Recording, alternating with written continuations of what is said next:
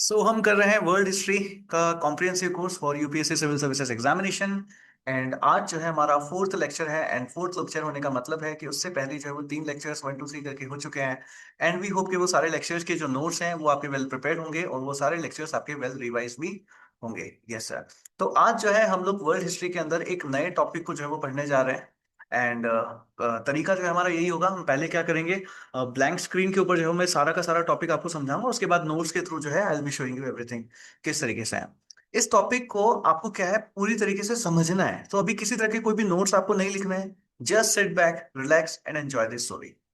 Clear? Just sit back, relax and enjoy the story. आराम से story को सुनिए पूरा का पूरा क्या है। तभी आपको क्या है पूरा का पूरा समझ में आएगा कि डायनामिक्स जो आपके पास ये चल रही है, ये पूरा इवेंट जो आपके पास यहाँ पे चल रही है, किस तरीके से जो है हमारे पास यहाँ पे हुआ, क्यों हुआ। एंड इसका रोल आपको हर जगह जो है वो देखने को मिलेगा। So let's start our next topic and that is American revolution. Please make the heading. Next topic is American revolution. आज जो हम लोग यहाँ पे पढ़ने जा रहे हैं अमेरिकन रिवॉल्यूशन। बड़े ही आराम आराम से हम लोग इसको कवर करेंगे। हमारी आज का लेक्चर जो है वो थोड़ा सा लंबा भी होगा, क्योंकि हम इसको कॉम्प्रिहेंसिवली पूरा आज स्टार्ट करेंगे और हम इसको आज के लेक्चर में ही जो है वो खत्म कर देंगे। क्लियर? तो अमेरिकन रिवॉल्यूशन जो है आपके पास यहाँ पे होता है। तो सर अमेरिका में ऐसी जो है वो क्या खास बात है? बेटा अमेरिका में बड़ी खास बात है। क्या खास बात है? अमेरिका को अगर आप यहाँ पे देखते हो तो ये वर्ल्ड की ना फर्स्ट कंट्री है। क्या है ये? ना सर वर्ल्ड की फर्स्ट कंट्री है जिसने सबसे पहले डेमोक्रेटिक रिपब्लिकन सिस्टम को जो है वो एस्टैब्लिश किया। क्या किया? सबसे पहले आपके पास यहाँ पे डेमोक्रेटिक रिपब्लिक सिस्टम को जो है वो आपके पास यहाँ पे रिपब्लिकन सिस्टम को एडॉप्ट जो है आपके पास यहाँ पे करती है। यही वो सिस्टम है आपके पास यहाँ पे। अगर डेमोक्रेटिक रिपब्लिक सिस्टम से पहले सर कुछ चलता था क्या? हाँ। तो डेमोक्रेटिक रिपब्लिक सिस्टम से अगर आप पहले देखते हो तो आपके पास यहाँ पे मर्केंटाइल फॉर्म ऑफ गवर्नमेंट चलता था। कैसा? Mercantile form of government. ठीक है, तो पहले आपके पास मर्केंटाइल फॉर्म ऑफ गवर्नमेंट चलता था, बट इट वाज यूएसए जहां पे सबसे पहले वर्ल्ड में, दुनिया में सबसे पहले डेमोक्रेटिक रिपब्लिकन गवर्नमेंट जो है आपके पास यहाँ पे जो है वो आई थी। और इसी डेमोक्रेटिक रिपब्लिकन गवर्नमेंट का हाथ जो है आपके पास ओवरऑल अगर आप दुनिया के ऊपर देखते हो तो बहुत ही ज्यादा इंपैक्ट जो है आपके पास यहाँ पे पड़ता है। सर जैसे कि आप कहीं की भी पॉलिटिक्स में ले लो, इवन जो यूरोपियन वर्ल्ड अपन इतनी देर से पढ़ रहे थे कि रोमन एम्पायर का आपके पास फॉल हुआ, फिर वहां पे कंस्टेंटिनोपल, फिर राइज ऑफ चर्च, रेनेसां, ये सब हम कुछ हम देखते हैं। इन सभी में ना काफी काफी इम्पैक्ट जो है आपको यहाँ पे देखने को मिलता है। एंड अगर हम उसके बाद में देखते हैं तो यूरोपियन पॉलिटिक्स के ऊपर भी आपके पास यहाँ पे बहुत ज्यादा चेंज जो है वो मिलता है।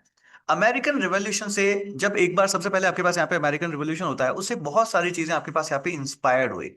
एंड इस अमेरिकन रिवॉल्यूशन को देख के ही आपने जितने भी बाकी के रिवॉल्यूशंस आपने यहाँ पे देखे हो, सर जैसे कि आप अगर आपने फ्रेंच रिवॉल्यूशन आप लोगों ने देखा हो, तो फ्रेंच रिवॉल्यूशन किससे इंस्पायर था? सर अमेरिकन रिवॉल्यूशन से। सर हमने ना एक आयरलैंड के रिवॉल्यूशन को भी सुना है, बिल्कुल वो आयरलैंड को रिवॉल्यूशन भी किससे इंस्पायर था? वो भी आपके पास अमेरिकन रिवॉल्यूशन से था। हमने ना सर लैटिन अमेरिकन रिवॉल्ट भी देखा है, तो वो जो लैटिन अमेरिकन रिवॉल्ट होता है वो भी किससे इंस्पायर है? तो वो सब कुछ आपके पास यहाँ पे जो है अमेरिकन रिवॉल्यूशन से ही जो है आपके पास यहाँ पे इंस्पायर होता है। ये सारी की सारी चीजें आपके पास यहाँ पे अमेरिकन रिवॉल्यूशन से जो है स्टार्ट होती है। तो पहले आपके पास क्या चलता था? पहले अगर आप यहाँ पे देखते हो तो आपके पास चल रहा था कॉलोनाइजेशन। क्या चल रहा था? कॉलोनाइजेशन। एंड ये कॉलोनाइजेशन की रेस में आपके पास होता है American revolution. American revolution. And ये अमेरिकन रिवॉल्यूशन ही होगा जिसके बाद फिर से वापस क्या चीज स्टार्ट होगी? तो डी कॉलोनाइजेशन जो है आपके पास यहाँ पे स्टार्ट होता है। डी कॉलोनाइजेशन जो है आपके पास यहाँ पे स्टार्ट होता है। क्लियर यहां तक सभी को समझ में आया क्या चल रहा है? वर्ल्ड को अगर अपन ओवरऑल देखें तो वर्ल्ड में ना अभी दो पावर्स आपके पास ऊपर उठ रही है। ठीक है? पहली आपके पास होती है ब्रिटेन, सेकंड आपके पास होती है फ्रेंच। ये दोनों ही क्या करते हैं ना, ये दोनों ही जगह जगह के ऊपर ओवरऑल वर्ल्ड के अंदर अपनी अपनी कॉलोनीज बना रहे होते हैं। तो क्या होगा? कॉलोनाइजेशन जो है आपके पास वहां पे होगा। अब एक बार देखो यूरोप को हम लोग याद करते हैं। यूरोप में आपके पास क्या क्या चल रहा था? सर यूरोप में फॉल ऑफ रोमन एम्पायर हुआ, फिर क्या हुआ? फिर आपके पास वहां पे क्या चीज होती है? नेक्स्ट जल्दी से लिखो चैट बॉक्स में, क्या होता है आपके पास? फ्यूडलिज्म का राइज होता है। फ्यूडलिज्म का राइज होने के बाद आपके पास क्या होता है? फ्यूडलिज्म के राइज के बाद फ्यूडलिज्म फॉल होता है, फिर चर्च का राइज होता है। चर्च के बाद क्या होता है? रेनेसां होता है। क्या इन सब चीजों में आपको याद है मैंने आपको कितनी बार बताया कि लोकल जो इंसान है वो बहुत ही परेशान हो रहा है ना? ब्लैक डेथ आपके पास हुई थी। क्लियर? वॉर्स आपके पास बहुत सारे हुए। इन सब लोगों की वजह, इन सब चीजों की वजह से मैंने आपको बताया था कि लोग यूरोप छोड़ छोड़ के जा रहे हैं। अब लोग यूरोप छोड़ के गए कहां पे? लोग यूरोप छोड़ करके जाते हैं नजदीक में अमेरिका के पास में। अमेरिका वहां पे जाकर के सेटल हो जाता है। अब पहले ना थोड़ा सा समझना, मैं क्या चीज आपको समझाने की कोशिश कर रहा हूं। तो यूरोप से भी लोग गए और अमेरिका में सेटल हुए। फ्रांस से भी लोग गए और अमेरिका के अंदर सेटल होते हैं। ठीक है, कोलंबस आपके पास होता है, वो जाते हैं अपनी नाव लेकर के ना, ओ माजी रे छैया छैया करते हुए जाते हैं, और जाकर के एक टापू के ऊपर पहुंचते हैं और उनको लगता है कि ओ माय गॉड, मेरे को एशिया मिल गया, एशिया मिल गया, इंडिया मिल गया, इंडिया मिल गया। पर बाद में उनको बताते हैं कि नहीं, ये इंडिया नहीं है, ये क्या है, ये यहाँ पे आपके पास क्या है, नॉर्थ अमेरिका जो है आपके पास यहाँ पे होता है।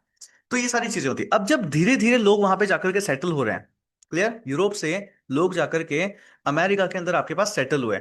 जब सेटल होते हैं तो वहां के जो लोग होते हैं, अब धीरे धीरे उनकी जनसंख्या कम होने लगती है और यूरोप वाले लोग वहां पे ज्यादा होने लग जाते हैं। अब बात आती है कि सर यूरोप के लोग वहां पे क्यों जा रहे हैं? तो क्योंकि अमेरिका ना आपके पास एक फ्री लैंड होता है, खाली पड़ी जमीन है, बहुत कम वहां के लोग होते हैं, बट वहां पे रिसोर्सेस बहुत ज्यादा है, बहुत ज्यादा रिसोर्सेज होता है। उन रिसोर्सेज की यूटिलिटी के लिए लोग वहां पे जाके बसते हैं। धीरे धीरे ब्रिटेन को ये चीज समझ में आती है कि यहाँ पर ना रिसोर्सेज बहुत ज्यादा है और अपने लोग वहां पे जाकर के रह रहे हैं। तो जब कभी भी अमेरिका में जब ये बाहर के लोग आते हैं तो ये बाहर के लोगों को बोला जाता है सेटलर्स, जो यहाँ पे आके सेटल डाउन हो गए। और जो अमेरिकन लोग होंगे वहां पे, इंडिजीनियस लोग जो वहीं के लोग थे, उनको बोला जाता है रेड इंडियंस। क्या बोलते हैं? Red Indians. आप लोगों ने वर्ड सुना होगा, रेड इंडियंस। कौन होंगे red Indians? Red Indians are the people who were staying in the America. जो नेटिव इंडिजिनियस अमेरिकन थे, उनको रेड इंडियंस बोला जाता है, क्योंकि उनको पहले लगा था ये इंडिया ही है। फिर उनको वेस्ट इंडीज नाम दे दिया, फिर उनको पता चला कि नहीं, ये तो रेड इंडियंस बोलेंगे इनको। तो वो रेड इंडियंस कहलाते हैं। और जो यूरोप वाले आए थे वो कौन थे? वो आपके पास होते हैं सेटलर्स बोलता है। अब देखो आपके पास क्या होगा, ब्रिटेन को लगेगा कि भाई यहाँ पे ना अपने लोग जा रहे हैं। अब ऑब्वियसली इन इंडिजिनस में एंड सेटलर्स में, इन दोनों में आपके पास यहाँ पे लड़ाई होती है। ठीक है, लड़ाई मतलब थोड़ा बहुत कि भाई हमारी जनसंख्या जा रही है, ये लोग यहाँ पे आकर के रिसोर्सेज जो है वो यूटिलाइज कर रहे हैं। तो सेटलर्स के लिए वहां पे सेटल होना मुश्किल होने लगा। तो ब्रिटेन क्या करेगा, ब्रिटेन आकर के इन सेटलर्स को सपोर्ट करता है। ब्रिटेन क्या करेगा, ब्रिटेन आकर के इन सेटलर्स को सपोर्ट करता है, एंड सपोर्ट करके वहां पे अपनी कॉलोनी को जो है वो बसाता है। ऐसे करके आप देखते हो ना, नाना करके भी नॉर्थ अमेरिका के अंदर ब्रिटेन ने अपनी 13 कॉलोनीज बसा ली थी। तो इस तरीके से ब्रिटेन के अंदर कॉलोनी आ गई, ब्रिटेन के अंदर कॉलोनी बस गई। इधर से फ्रेंच वाले भी आ रहे हैं, वो भी आपके पास यहाँ पे अपनी कॉलोनी बसा रहे हैं। धीरे धीरे फिर ब्रिटेन और फ्रेंच के अंदर आपके पास यहाँ पे लड़ाई होगी। अब जो वहां पे ब्रिटेन अमेरिका के अंदर जो आपके पास ये सेटलर्स हैं, वो पहले तो क्योंकि ब्रिटेन वाले उनका साथ दे रहे हैं, ब्रिटेन गवर्नमेंट उनका साथ दे रही है, तो उनको बड़ा ही अच्छा लग रहा है। बट ब्रिटेन की गवर्नमेंट भी धीरे धीरे आपके पास यहाँ पे क्या करेगी, तो ब्रिटेन की गवर्नमेंट धीरे धीरे वहां के सारे रिसोर्सेज को अपने लिए यूज करना स्टार्ट करेगी। तो उन लोगों को समझ में आएगा कि यार काम हम कर रहे हैं, कमा गवर्नमेंट रही है। तो वो क्या करेंगे, वो आपके पास यहाँ पे रिवोल्ट करेंगे। मैं अभी बिल्कुल समराइज करके आपको कहानी सुना रहा हूं ताकि आपके दिमाग में एक बैठ जाए क्या चीज है।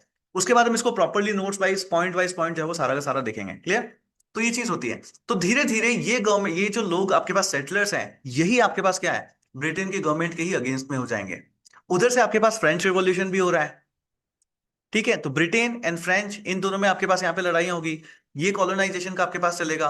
ये जब कॉलोनाइजेशन का आपके पास यहाँ पे पूरा का पूरा चल रहा है, उस समय बहुत सारे वॉर्स होते हैं, 7 इयर्स वॉर्स जिसको बोला जाता है, वो सारी लड़ाइयाँ आपके पास होती है।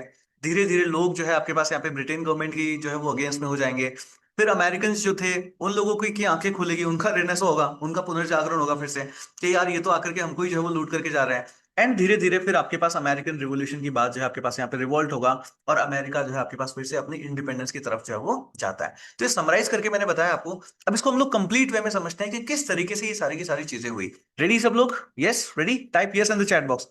Type yes in the chat box. Sir अगर रेड इंडियंस अमेरिका में रहते थे तो उनको रेड इंडियंस क्यों बोलते? सुरभि, चलो, करेक्ट, रेडी, चलो स्टार्ट करते हैं, स्टार्ट करते हैं, स्टार्ट करते हैं।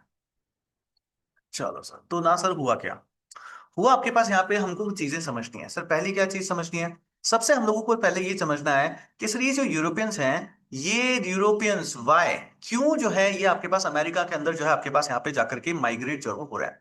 दूसरी चीज हमको वहां पे समझनी है कि जब ये यहाँ पे माइग्रेट हो गए, तो उसके बाद वहां की सोसाइटी के ऊपर वहां पे किस तरीके से डेवलपमेंट्स जो है आपके पास यहाँ पे हुए, क्या डेवलपमेंट्स आपके पास वहां पे हुए। थर्ड पॉइंट हम लोगों को यहाँ पे ये समझना है कि क्या क्या डिफरेंसेस आपके यहाँ पास यहाँ पे जो है वो मिलते हैं, किस किस के अंदर। तो एक तो अमेरिकन सोसाइटी के अंदर आपको क्या क्या डिफरेंसेस मिला, एंड अगर हम लोग यहाँ पे समझते हैं तो जो यूरोपियन सेटलर्स वहां पे गए थे, उन्होंने जो सोसाइटी आपके पास यहाँ पे बनाई, इन सब के अंदर ना क्या क्या डिफरेंसेस जो है हम लोगों को यहाँ पे देखने को जो है वो मिलते हैं। क्लियर? एंड धीरे धीरे आप यहाँ पे देखोगे ना, आपने वो चीज समझी है कि आज अगर आप यहाँ से इंडिया से मान लो अमेरिका जाकर के सेटल होते हो, तो आपसे कोई भी अमेरिका वाला पूछेगा कि आप कौन हो, तो आप क्या बोलोगे, I am an Indian who settled in America. But then your generation, generation of your generation, वो लोग क्या खुद को इंडियंस बुलाएंगे? नहीं ना। धीरे धीरे they will start calling themselves American only. वो खुद वहां पे अमेरिकन बोलने लगने लग जाता है। तो इस तरीके से इन लोगों के अंदर आइडेंटिकल चेंजेस भी आपके पास, सॉरी आइडेंटिटिकल चेंजेस भी आपके पास आते हैं, कि खुद की आइडेंटिफाई जो है इनके पास यहाँ पे आपके पास चेंज जो है वो होने लग जाती है। तो यूरोपियंस थे, सेटलर्स थे, सेटलर्स थे, उन्होंने इंडिजिनियस को कम किया, इंडिजिनियस की पॉपुलेशन कम हुई, एंड धीरे धीरे खुद के वो खुद ही जो है वो आपके पास यहाँ पे खुद को अमेरिकन जो है वो बुलाने लग जाते हैं। अब ये सारा सिनेरियो आपके पास किस तरीके से हुआ, तो इसको जो हम लोग यहाँ पे समझते हैं। तो सबसे पहले पहले क्वेश्चन का आंसर समझते हैं कि सर ये जो यूरोपियंस हैं ये माइग्रेट कर क्यों रहे हैं। So the question is why Europeans, why Europeans started settling to America, started settling to America, कि ये लोग जो है सर अमेरिका जा ही क्यों रहे हैं, इनको ना सर अमेरिका क्यों जाना है। समझते हैं इसको। देखो, अमेरिका को अगर आप समझते हो तो अमेरिका की डिस्कवरी आपके पास कब हुई थी? 1492 के अंदर जो है आपके पास यहाँ पे हुई थी। सर 1492 में अंदर कैसे हुआ? तो देखो, क्रिस्टोफर कोलंबस आपके पास थे, वो जो है अपनी नाव लेकर के आपके पास यहाँ पे चले थे, वो माजीरे करते करते, एंड वो एक जगह के ऊपर जाकर के जो है आपके पास यहाँ पे पहुंचते हैं। स्पेनिश ट्रैवलर थे ये जब वहां पे जाकर के पहुंचते हैं तो इनको लगा कि मैंने जो है वो इंडिया की खोज जो है वो कर दी है। ठीक है, मैंने जो है वो एशिया के अंदर जो है वो मैं पहुंच गया हूँ। बट बाद में उनको पता चलता है, यस, किसी को नाम याद है मैंने कब बताया था, कि किसने इनको बताया, किसने इनको बताया? Yes, Vespucci. वेस्पूची ने जब आपके पास यहाँ पे सारे के सारे मैप बनाए, तब वो बताते हैं कि नहीं ये इंडिया नहीं है, ये जो है एशिया नहीं है, ये क्या है, ये आपके पास यहाँ पे नॉर्थ अमेरिका जो है आपके पास है। तो वो इनको बताते हैं कि भैया ये जो है वो अमेरिका है, नॉर्थ अमेरिका है, इंडिया या फिर एशिया जो है आपके पास यहाँ पे नहीं है। ठीक है सर, कोई बात नहीं। तो फिर क्या हुआ? फिर जो यूरोपियंस थे, ये धीरे धीरे इनके पीछे पीछे ये भी जो है आते गए, और धीरे धीरे यहाँ पर आकर के जो है वो बसने लग गए। एंड जो यहाँ के नेटिव अमेरिकन थे, ये जो यहाँ के नेटिव अमेरिकन थे, या जो आपके पास यहाँ पे इंडिजीनियस लोग जो यहाँ पे आके होते हैं, इनको इन लोगों ने क्या बोलना स्टार्ट किया?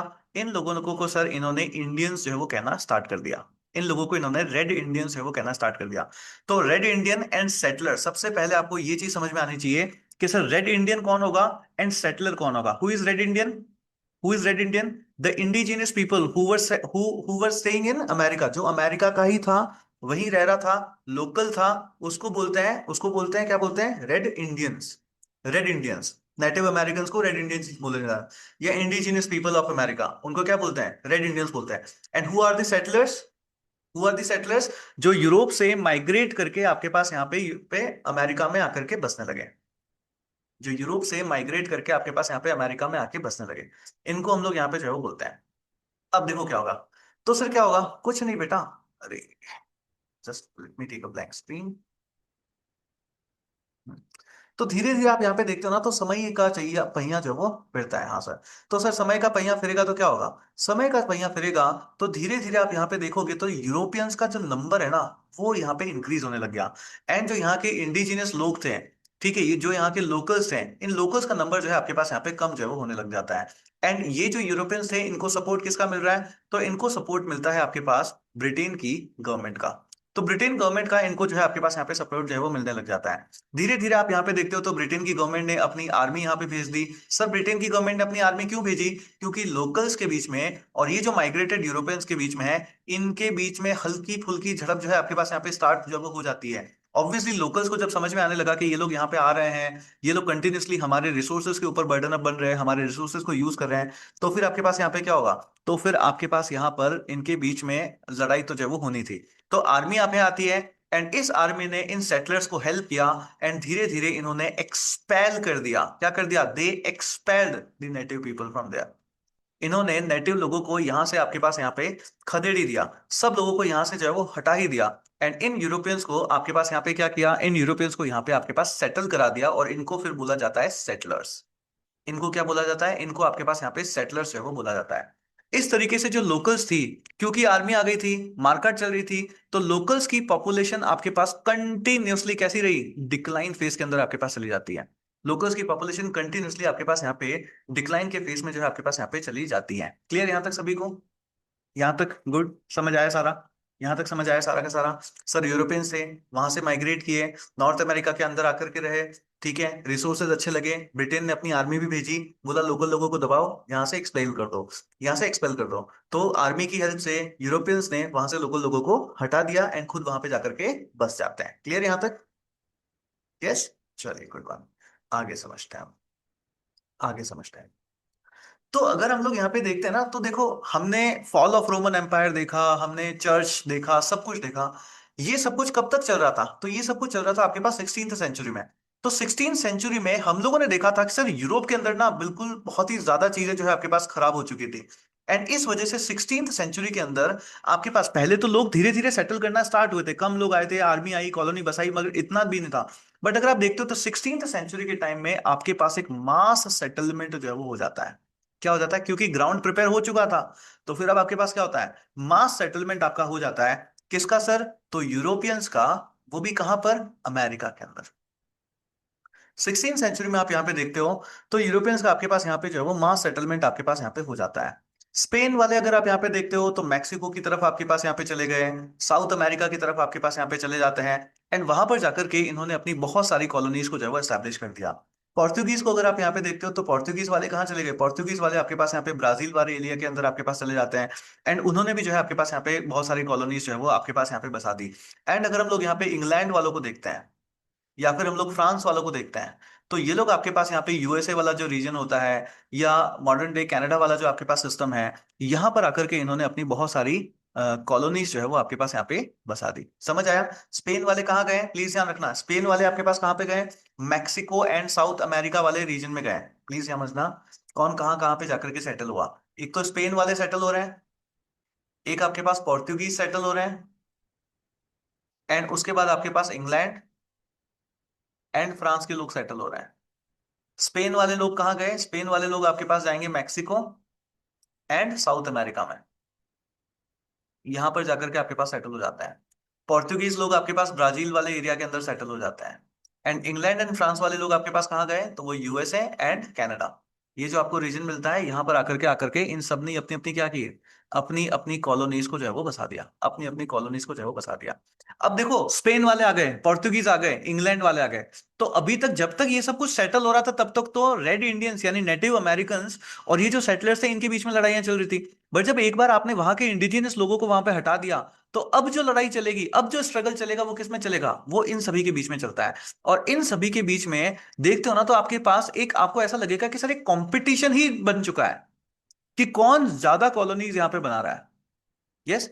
इन सब के बीच में आप यहाँ पे देखते हो तो आपके पास एक कंपटीशन ही आ जाता है कि कौन है जो कि आपके पास यहाँ पे ज्यादा कॉलोनीज जो है आपके पास यहाँ पे बनाने लग जाता है। एंड धीरे धीरे ये एक दूसरे के अगेंस्ट में ही, एक दूसरे के अगेंस्ट में ही जो है आपके पास यहाँ पे लड़ने लग जाता है। एक दूसरे के अगेंस्ट में ही। तो फ्रांस और ब्रिटेन की लड़ाई तो आपने देखी है ना, मॉडर्न हिस्ट्री में हम लोग पढ़ते हैं कि इंडिया में, इंडिया तक में भी आपके पास इसका इंपैक्ट दिखता है। यस, इंडिया तक में भी हमको इसका इंपैक्ट जो है वो देखने को मिलता है। सर ये थोड़ा बहुत इंडियन ट्राइबल्स मूवमेंट से रिलेट कर रहा है। क्लियर? तो ये आपके पास यहाँ पे इस तरीके से जो है वो होता है। क्लियर? यहां तक समझ आया? क्लियर?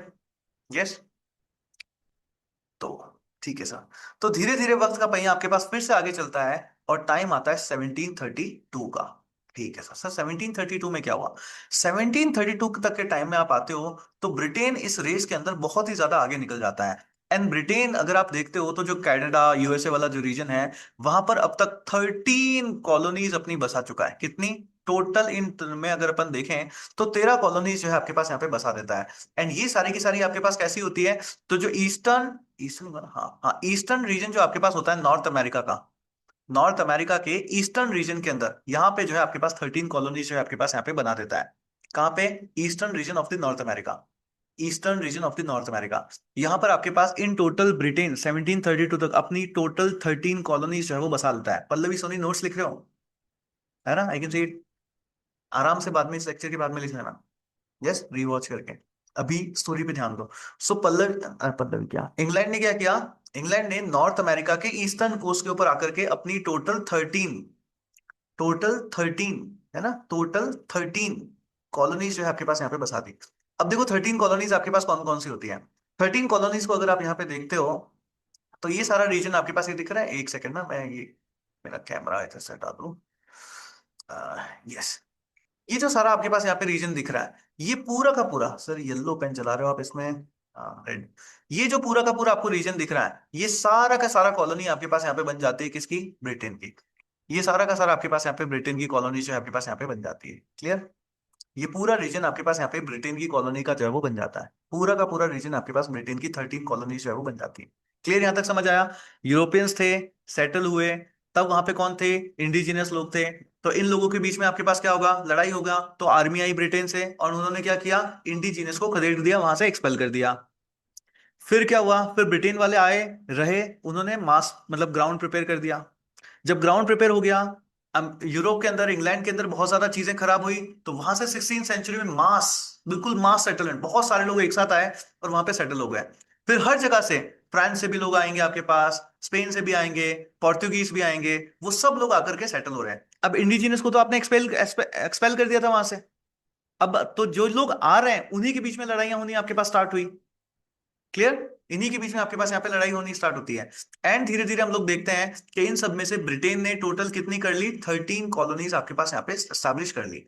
अब ना हमको ब्रिटेन और फ्रेंच और ये जो कॉलोनीज एस्टैब्लिश हुई है एंड ब्रिटेन की गवर्नमेंट, इनके ऊपर ज्यादा ध्यान देना है, इनकी कहानी को अब आगे समझना है। क्लियर? एंड क्या होगा? धीरे धीरे आप देख रहे हो ना, 16th सेंचुरी में स्टार्ट हुआ था, at the beginning of the 16th century, but हम बात करें 1732 की। तो एक साल मतलब 100 साल, एक सेंचुरी आपके पास यहाँ पे निकल चुकी है।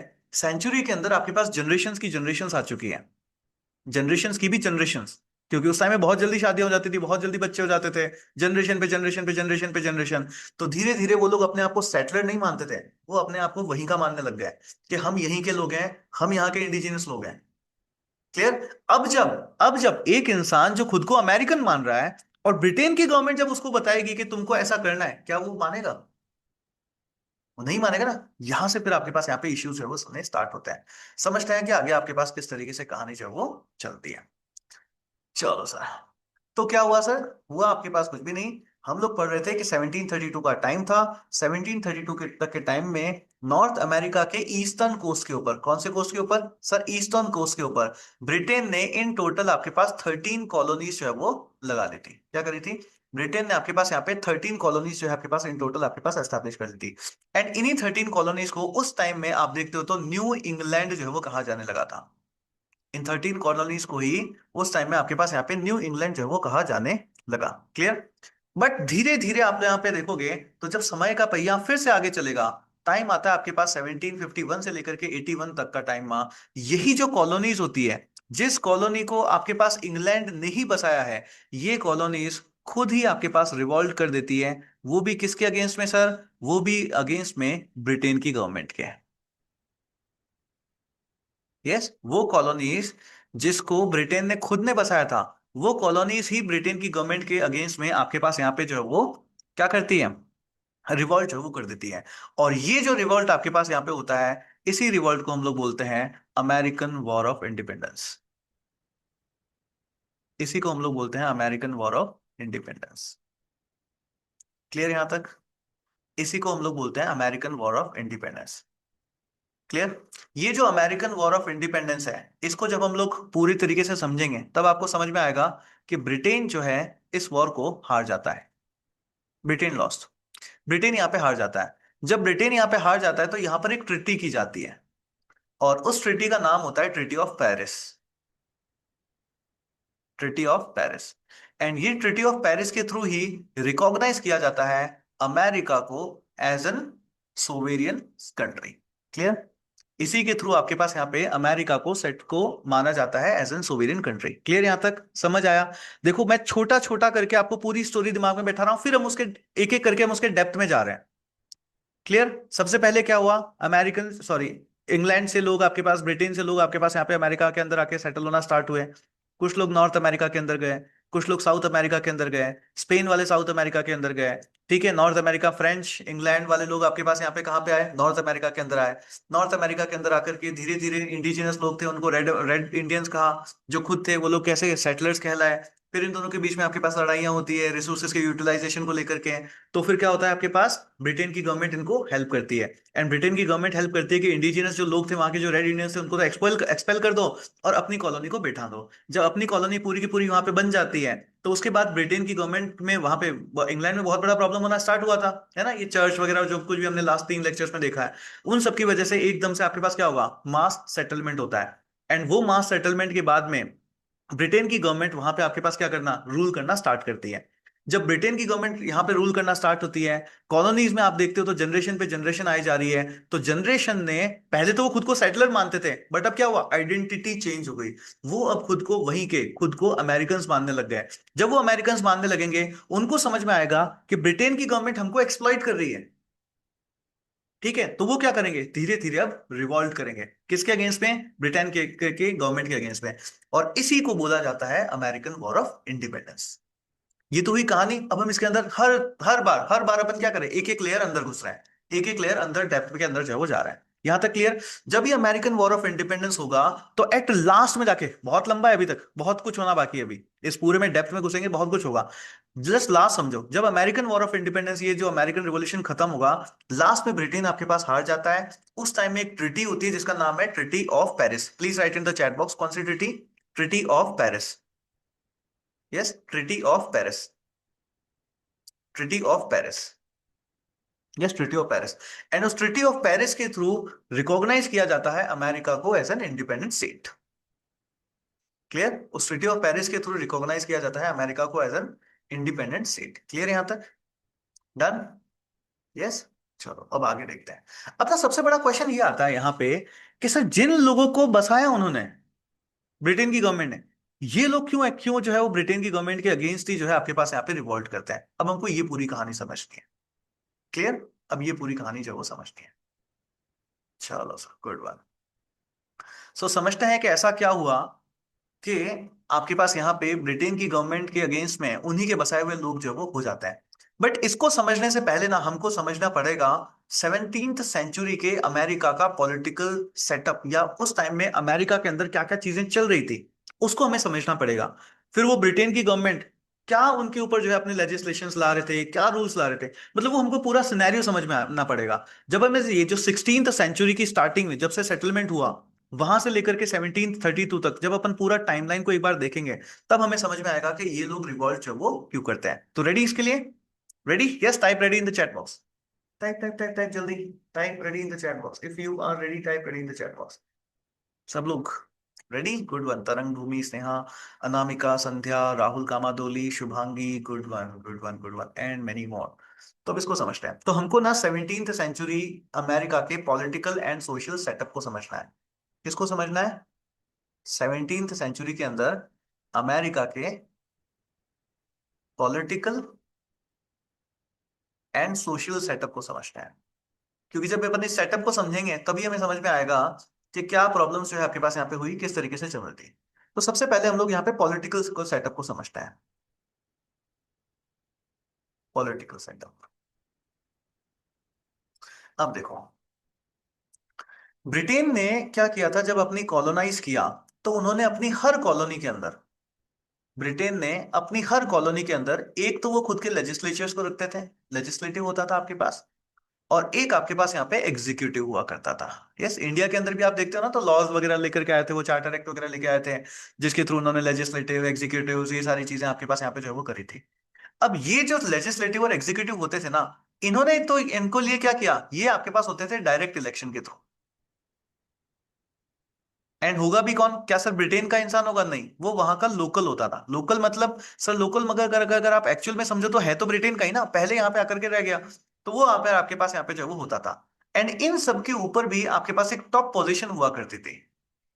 सर टॉप पोजीशन में कौन होगा, टॉप पोजीशन में आपके पास होता था या तो गवर्नर, और या फिर आपके पास यहाँ पे होते थे मिलिट्री चीफ। यस, गवर्नर या फिर मिलिट्री चीफ। सर ये गवर्नर और मिलिट्री चीफ भी क्या इलेक्शन के थ्रू इलेक्ट किए जाते हैं, नहीं नहीं नहीं नहीं, गेम यहीं पे तो है। ये जो टॉप पोजीशन के अंदर है, ये इनका होता था आपके पास डायरेक्ट अपॉइंटमेंट, इनका होता था डायरेक्ट अपॉइंटमेंट। और ये आपके पास कहां से आते थे, ये आपके पास आते थे ब्रिटेन से। क्लियर, ये आपके पास ब्रिटेन से आते थे, और इनका डायरेक्ट अपॉइंटमेंट जो है आपके पास यहाँ पे होता था। क्लियर यहां तक सभी को, यस, यस, चलो सर, अच्छी बात है। अब देखो क्या हुआ, पॉलिटिकल सेटअप हमने समझा। अब देखो क्या हुआ, जब आपके पास यहाँ पे ये क्या है सर, ये आपके पास है इंग्लैंड, समझो, ये क्या है सर, ये आपके पास है ब्रिटेन। ठीक है, ये क्या है सर, ये आपके पास है नॉर्थ अमेरिका। ठीक है सर, तो सर क्या हो रहा है यहाँ पे? कुछ नहीं बेटा। सर ये क्या बना रहे हो आप? ये नाव बना रहा हूँ। अच्छा सर। सर ये क्या हुआ? ये यहाँ से लोग यहाँ पे आ रहे हैं। अच्छा सर। ये नाव में सब बैठे ओ माँ रे। Yes sir. ओ माँ रे करते करते ये सब लोग नॉर्थ अमेरिका के अंदर आकर के क्या हो गए? सेटल हो गए। क्या हो गए यहाँ पे? सेटल हो गए। ठीक है सर। जब ये यहाँ पे सेटल हुए हैं तो इनका यहाँ के जो नेटिव इंडिजिनियस लोग थे, यहाँ पे नेटिव नेटिव अमेरिकन थे। नेटिव अमेरिकन लिख देते हैं। जो नेटिव अमेरिकन थे, इनके साथ क्या होता है? इनके साथ होता है सर कॉन्फ्लिक्ट। सर ये आप समझा चुके हो, क्यों बार बार समझा रहे हो? बेटा सुनो तो सही। अच्छा सर। तो इनके साथ कॉन्फ्लिक्ट होता है। इस कॉन्फ्लिक्ट को जीतने में इनकी हेल्प किसने करी? सर ऑब्वियसली इनकी हेल्प करी ब्रिटेन की गवर्नमेंट ने। किसने हेल्प करी? ब्रिटेन की गवर्नमेंट ने। अब क्योंकि इन सेटलर्स को ब्रिटेन की गवर्नमेंट हेल्प कर रही है, इसी वजह से ये जो सेटलर्स हैं उस टाइम में, किस टाइम में? 16th सेंचुरी की बात कर रहा हूं, जब ये सेटलमेंट आपके पास यहाँ पे चल रहा है। उस टाइम में 16th सेंचुरी के टाइम में, क्योंकि ब्रिटेन की गवर्नमेंट इनको हेल्प कर रही है, इस वजह से they will accept the sovereignty of Britain. Sovereignty of Britain. ये क्या करते हैं? ब्रिटेन की सोवेरेनिटी को एक्सेप्ट कर लेते हैं खुद के ऊपर, कि हाँ हमारे ऊपर रूल किसका चलेगा? हमारे ऊपर रूल जो है आपके पास यहाँ पे ब्रिटेन का चलेगा। क्लियर यहां तक? इन्होंने क्या किया? सोवेरेनिटी ऑफ ब्रिटेन को एक्सेप्ट कर लिया कि ठीक है सर, आप हमको यहाँ पे सेटल करवाओ, हम जो है आपको हमारे ऊपर रूल करने लगे, जैसा आप बोलोगे वैसा का वैसा करेंगे। जैसा आप बोलोगे वैसा का वैसा करेंगे। ठीक है सर। फिर क्या हुआ? फिर समय का पहिया आगे चला। टाइम आता है 1730 का। सर 1730 तक क्या हुआ? बेटा बहुत सारी शहनाइयां बजी, खूब सारी शादियां हुई, खूब सारे बच्चे हुए। एंड आप देखते हो तो ये जो सेटलर्स थे, ये जो सेटलर्स थे, इन सेटलर्स की अब सेकंड, थर्ड, कईयों की फोर्थ, कईयों की फिफ्थ जनरेशन आ चुकी हैं। कईयों की फिफ्थ जनरेशन आ चुकी हैं। एंड ये फिफ्थ जनरेशन ने खुद को अमेरिकन कहना स्टार्ट कर दिया। They started calling themselves American, कि हम लोग जो है वो कौन है? अमेरिकन हैं।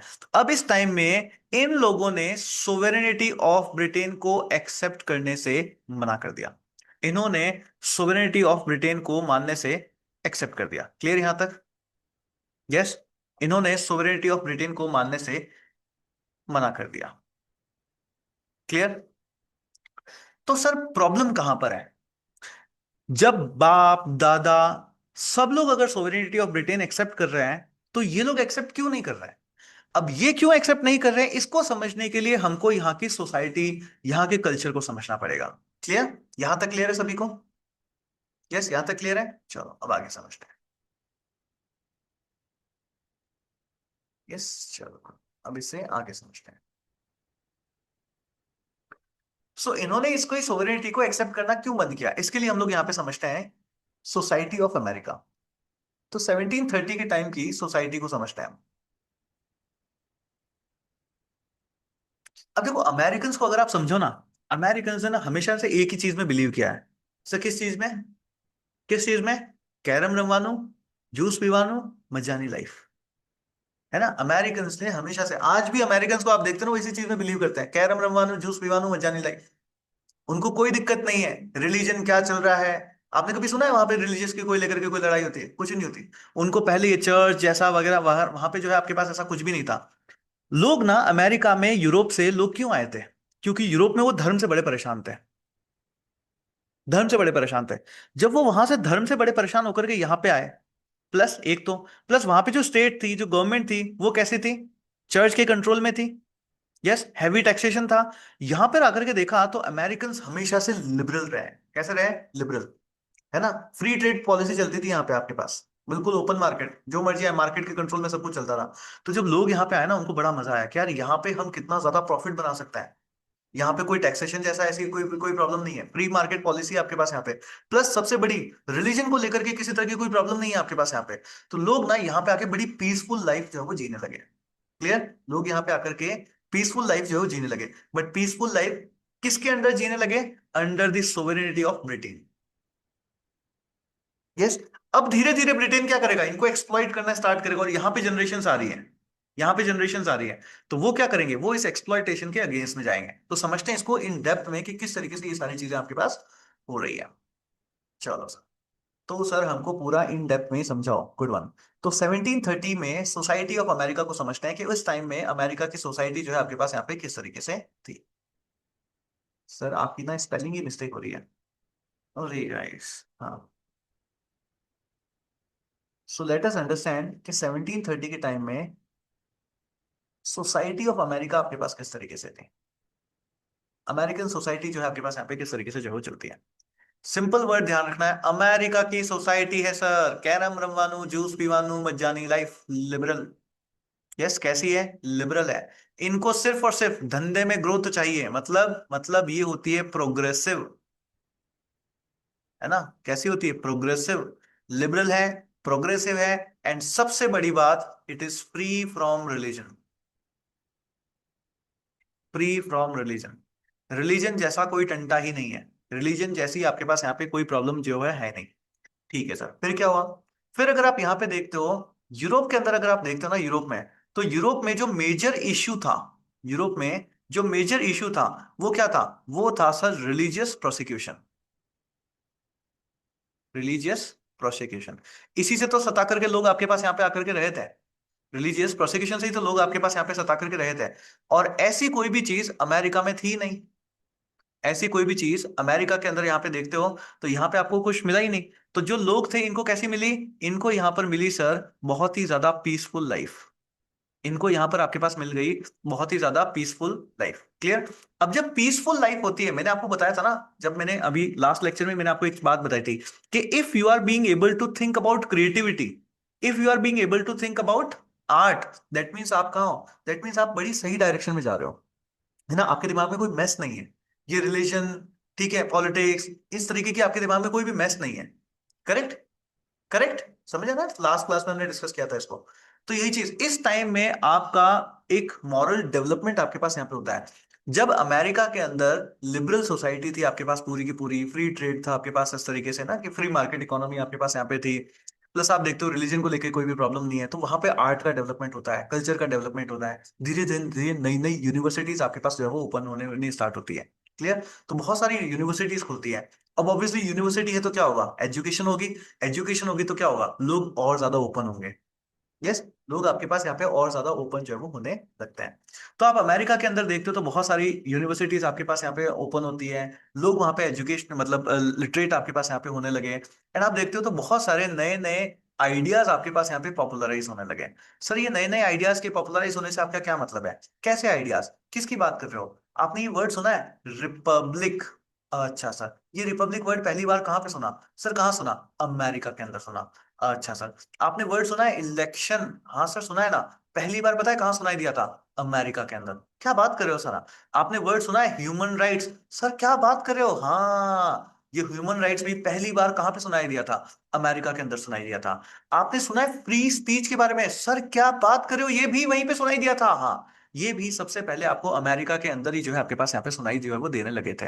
इन सारे शब्दों के ऊपर, इन सारी कंसेप्ट्स के ऊपर ये सारी की सारी बातें कौन करने लगे, सिर्फ अमेरिकन ही थे जो आपके पास यहाँ पे करने लगे। सर आप ना झूठ बोल रहे हो, ये अमेरिकन नहीं थे, ये कौन थे, ये वो जनरेशन थी जो इन सेटलर्स की थी, और ये अब आपस में आपके पास इस तरीके की बातें जो है वो कर रही है। क्लियर। ये वो जनरेशन है। प्लस आप देखते देखते हो कि इंग्लैंड में, ब्रिटेन में, उस टाइम में आप देखते हो ना, ब्रिटेन में आपके पास यहाँ पे क्या चीज चल रही थी, कैपिटलिस्ट इकोनॉमी आपके पास यहाँ पे चल रही थी। वहां पे अमीर बहुत ज्यादा अमीर था, गरीब बहुत ज्यादा गरीब था। एंड प्लस आप देखते हो तो रिलीजियस प्रोसिक्यूशन एंड रिलीजन का बहुत बड़ा रोल था आपके पास, ये सब था। यहाँ पे सिंपल दो क्लास थी, एक या तो अमीर है या फिर आपके पास क्या है, गरीब है। प्लस बट अमीर के अंदर ना वो वाली चीज नहीं है कि हम लोगों को जो है वो परेशान करें। तो अमेरिकन सोसाइटी के अंदर सिर्फ दो ही क्लास थी आपके पास यहाँ पे। American society has only two class. या तो आपके पास यहाँ पे आप गरीब होंगे, या फिर जो है आप यहाँ पे कैसे हो, पैसे वाले जो है आपके पास यहाँ पे हो। और ये सारी की सारी पोजीशंस आप यहाँ पे देखते हो ना गवर्नमेंट में। ब्रिटेन में क्या प्रॉब्लम थी, ब्रिटेन में प्रॉब्लम था सर, सब कुछ चलता था हेरिडिटरी। यस, और एक हायरार्की आपके पास थी। यहाँ पे अगर आप में गवर्नमेंट में देखते हो, या गवर्नमेंट में या किसी भी सिस्टम में आप यहाँ पे चीजें देखते हो, तो यहाँ पे चीजें हेरिडिटरी से नहीं चलती थी। यहाँ पर आपके पास चल रहा था मेरिट बेस्ड सिस्टम। यस, कि अब राजा का बेटा राजा नहीं बनेगा, अब जो लायक है वो जो है वो राजा बनेगा। तो यहाँ पे सब कुछ आपके पास मेरिट बेस्ड सिस्टम जो है आपके पास था, rather than on the basis of birth. तो जो बेसिस ऑफ बर्थ के ऊपर सिस्टम चलता है वो क्या है, वो सिस्टम यहाँ पे नहीं था। यहाँ पे आपके पास चलता था मेरिट बेस्ड सिस्टम, जो है आपके पास यहाँ पे चलता था। और इन सभी की वजह से ही अमेरिका आपके पास वो कंट्री बनता है जहां पर आपके पास रिपब्लिकन गवर्नमेंट जो है आपके पास एस्टेब्लिश हो पाती है। इन्हीं सब रीजन की जो है वो वजह से है।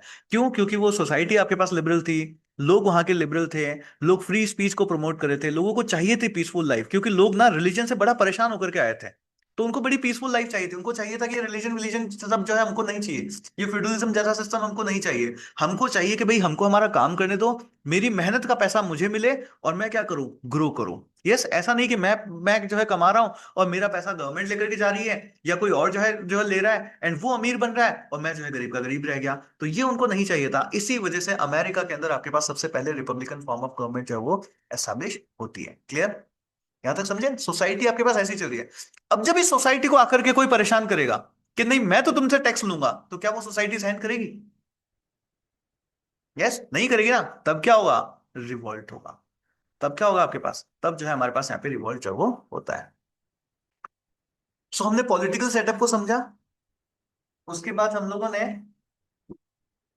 ये रिलीजियस कल्चर सोसाइटी को समझा, इसके बाद अपन देखते हैं इकोनॉमिक सेटअप कि सर अमेरिका में इस टाइम में आपके पास यहाँ पे इकोनॉमिक सेटअप जो है वो किस तरीके का है।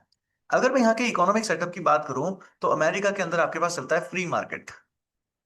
कैसा चलता है? फ्री मार्केट सेटअप जो है वो चलता है। सर मतलब फ्री मार्केट का मतलब होता है इनको सिर्फ 3 P के बारे में बात करनी है। सर ये 3 P सिस्टम क्या है? 3 P सिस्टम है प्रॉफिट। अच्छा सर, दूसरा पी वो भी प्रॉफिट। क्या बात कर रहे हो सर, तीसरा पी वो भी प्रॉफिट। इनको सिर्फ प्रॉफिट प्रॉफिट और प्रॉफिट से मतलब है, और किसी से कोई भी मतलब जो है वो इनके पास यहाँ पे है नहीं। इस टाइम में अगर एक अमेरिका के अंदर अगर आप एग्रीकल्चर को देखते हो, तो ये लोग आपके पास ना खाने पीने के लिए नहीं उगा रहते हैं, ये आपके पास कैश क्रॉप जो है वो उगा रहते हैं। आप यहाँ पे देखते हो तो इनके पास टबैको जो है आपके पास यहाँ पे मिल रहा था। कॉटन जो है यहाँ पर आपके पास हो रहा था। अगर आप यहाँ पे देखते हो तो शुगर केन तक की जो है आपके पास यहाँ पे खेती जो है वो हो रही थी। इसके अलावा आप देखते हो तो यहाँ पे शिप इंडस्ट्री बहुत ज्यादा डेवलप थी। शिप इंडस्ट्री जो है आपके पास यहाँ पे बहुत ज्यादा डेवलप थी। अब क्योंकि देखो शिप है आपके पास, टबैको है, कॉटन है, शुगर केन है, क्लियर है, और भी बहुत सारी चीजें हैं। तो ऑब्वियसली जब शिप है आपके पास, तो एक्सपोर्ट करोगे कि नहीं करोगे? बिल्कुल सर, हम एक्सपोर्ट करेंगे। तो एक्सपोर्ट का भी बिजनेस का जो है आपके पास यहाँ पे बहुत ही ज्यादा जो है वो चलता था। एंड इन सभी की वजह से अमेरिका की जो इकोनॉमी कैसी थी? सर अमेरिका की इकोनॉमी बढ़ रही है सर, बिल्कुल शेयर मार्केट बढ़ रहा है।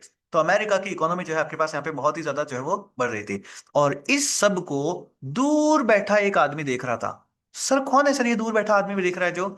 ये है ब्रिटेन की गवर्नमेंट। तो ब्रिटेन गवर्नमेंट को ये चीज दिखती है कि यार अमेरिका के अंदर ना पैसा बहुत है, रिसोर्सेज बहुत है, क्यों ना मैं इसको यूज करूं, क्यों ना मैं इसको जो है वो यूज करूं, क्यों ना मैं इसको जो है वो यूज करूं। तो ये लोग इसको देखते थे, और इनका हमेशा नजरिया कैसा होता था? जो वहां के लोग हैं वो तो चाहते हैं कि भाई इकोनॉमिक ग्रोथ हो, हमको प्रॉफिट प्रॉफिट और प्रॉफिट चाहिए। बट जो ब्रिटेन गवर्नमेंट है, इनको चाहिए इंपीरियलिज्म। क्या चाहिए? Please write in the chat box. इनको चाहिए इंपीरियलिज्म। इंपीरियलिज्म। ब्रिटेन की गवर्नमेंट को चाहिए इंपीरियलिज्म, साम्राज्यवाद, कि हम जो है वो करेंगे, और इस पैसे के ऊपर ना तुम्हारा हक नहीं है, इस पैसे को आप हमको दो, ताकि हम हमारी दूसरी कॉलोनीज को भी क्या करें, सिक्योर करें, और हम खुद को और आगे बढ़ाएं। यस। अब जब कहीं पे भी लड़ाई होगी ना, वहां पे लड़ाई में फाइनेंशियल लॉस होगा, वसूलो यहां से। यस, वसूलो उसको यहां से। ये चीज आपके पास चलती है। तो इस गवर्नमेंट को आपके पास यहाँ पे साम्राज्यवाद, इंपीरियलिज्म का मतलब होता है साम्राज्यवाद। साम्राज्यवाद। क्लियर? यस। चलो सर ठीक है। तो ब्रिटेन गवर्नमेंट जो है आपके पास यहाँ पे है, वो चाहती है कि भाई इन सब का इफेक्ट जो है किसके ऊपर जाए?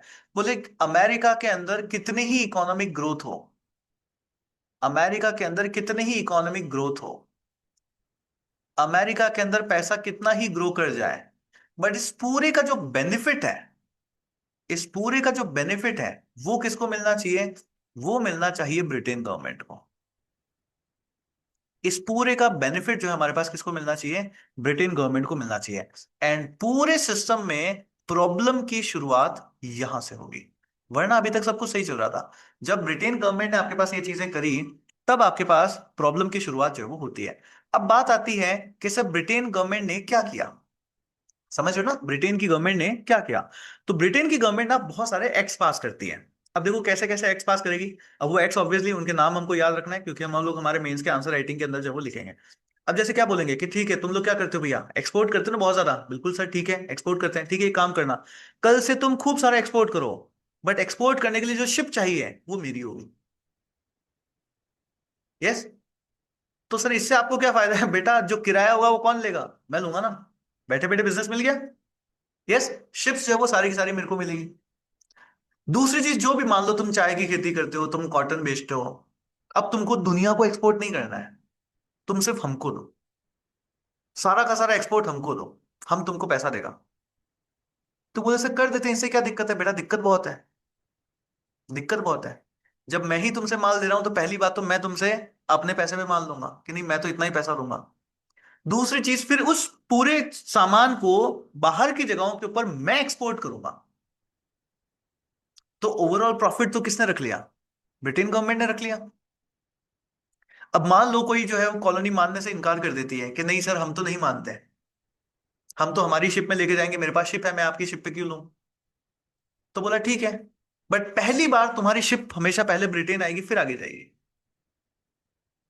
फर्स्ट टाइम आपकी शिप पूरी ब्रिटेन आनी चाहिए, और जब ब्रिटेन आती है ले लो सारा सामान, चले जाओ आगे, कहाँ जाओगे, हैवी टैक्सेशन। यस, जो टोल टैक्स लगता है वो कैसा, बहुत सारा टोल टैक्स कमा लो अब तुम। तो इस तरीके की चीजें जो है आपके पास यहाँ पे करने लगी। अब ये सारी पॉलिसीज कैसी है, ये सारी वो पॉलिसीज है जिसके थ्रू क्या होगा कि मैक्सिमम प्रॉफिट ब्रिटेन गवर्नमेंट के पास जाएगा। Maximum profit by legislation, by by rule, by law, ये लोग क्या कर रहे हैं, पूरा का पूरा प्रॉफिट जो है वो अपने पास रखने की कोशिश है वो करता है। तो ब्रिटेन की गवर्नमेंट क्या करती है, आपके पास बहुत सारे आपके पास पॉलिसीज बनाती है। ठीक है, ब्रिटेन गवर्नमेंट क्या करेगी आपके पास, ब्रिटेन गवर्नमेंट बहुत सारी पॉलिसीज बनाती है। एंड इन पॉलिसीज का जो मेन ऑब्जेक्टिव होता है वो आपके पास होता है अमेरिकन ट्रेड को रेगुलेट करना। एक तो अमेरिकन ट्रेड को रेगुलेट करना, और दूसरा आपके पास होता है इकोनॉमिक एक्टिविटीज को रेगुलेट करना, अमेरिका की इकोनॉमिक एक्टिविटीज को रेगुलेट करना, अमेरिकन ट्रेड को एंड अमेरिकन इकोनॉमिक एक्टिविटीज को जो है वो रेगुलेट करना। ये जो है इन दोनों का आपके पास यहाँ पे होता है। तो सर क्या क्या रूल्स जो है इन्होंने निकाले, देखो बहुत सारे रूल्स निकाले, हमको सारे याद करने की जरूरत नहीं है, बट ऑब्वियसली मेंस का आंसर लिखने के लिए हमको जो इनके मेन मेन जो एक्ट्स वगैरह थे उनको जरूर हमको लिखना है, क्योंकि अदरवाइज जब तक बिना फैक्ट नहीं लिखोगे तब तक आपका आंसर की बैकिंग नहीं होती। तो एक तो हमको याद रखना है नेविगेशन एक्ट। ठीक है, ये वर्ड्स याद रख लेना, नेविगेशन एक्ट। दूसरा आपके पास एक आता है enumerated commodities act, enumerated commodities act. फिर आपके पास एक आता है स्टेपल एक्ट, एक आपके पास आता है फिर iron act, hat act, and आप देखते हो तो वुलन एक्ट। ठीक है, नेविगेशन ये एक्ट प्लीज याद रख लेना, ये हमारे मेंस के आंसर में आने ही आने चाहिए, ये लिखना ही है। Navigation act, enumerated commodities act, staple act and iron act, hat act, woollen act. इस तरीके के सारे एक्ट जो है वो लगाती है, इस तरीके की पॉलिसीज जो है वो आपके पास बनाती है। तो नेविगेशन एक्ट के थ्रू क्या कहती है, नेविगेशन एक्ट के थ्रू कहती है कि कोई भी ब्रिटिश शिप के मतलब अब ट्रेड के लिए अगर आपको कोई भी शिप यूज करनी है, ट्रेड के लिए अगर कोई भी शिप यूज करनी है तो वो सिर्फ ब्रिटिश शिप ही होगी। ब्रिटिशर्स की शिप के थ्रू ही जो है आप यहाँ पे क्या कर सकते हो, ट्रेड जो है वो कर सकते हो, इसके अलावा और कोई भी शिप जो है आपको यूज नहीं करती है। फिर एन्यूमरेटेड कमोडिटीज एक्ट के अंदर इन्होंने क्या किया, इन्होंने कमोडिटीज ली कि हम तुमको कुछ एक कमोडिटीज बताते हैं जो कि आप एक्सपोर्ट सिर्फ और सिर्फ ब्रिटेन को ही कर सकते हो, इसके अलावा और किसी को भी जो है आपको इसको जो वो एक्सपोर्ट नहीं करना है। एंड इसमें कौन कौन सी जो इनकी मेजर क्रैश क्रॉप्स थी उन सबको रख दिया, शुगर इसके अंदर आपके पास रख दी, टबैको आपके पास इसके अंदर रख दिया, कॉटन को आपके पास इसके तरफ रख दिया, एंड इंडिको को भी जो है वो इसी में रख दिया। यस, इंडिगो हो गया, टबैको हो गया, कॉटन हो गया, शुगर हो गया, इन सबको जो है इन्होंने क्या कर दिया, इस enumerated properties act, commodities act के अंदर रख दिया, और बोला कि इनको जो है क्या करना है, सिर्फ और सिर्फ आप ब्रिटेन को ही एक्सपोर्ट कर सकते हो, इसके अलावा आप किसी को भी जो है इसको एक्सपोर्ट जो है वो नहीं कर सकते हैं। क्लियर। फिर आता है आपके पास स्टेपल एक्ट। स्टेपल एक्ट के अंदर मान लो कोई कंपनी होती है ना, बोलती है कि सर मेरे पास तो मेरी खुद की शिप है, मैं आपकी शिप को क्यों यूज करूं।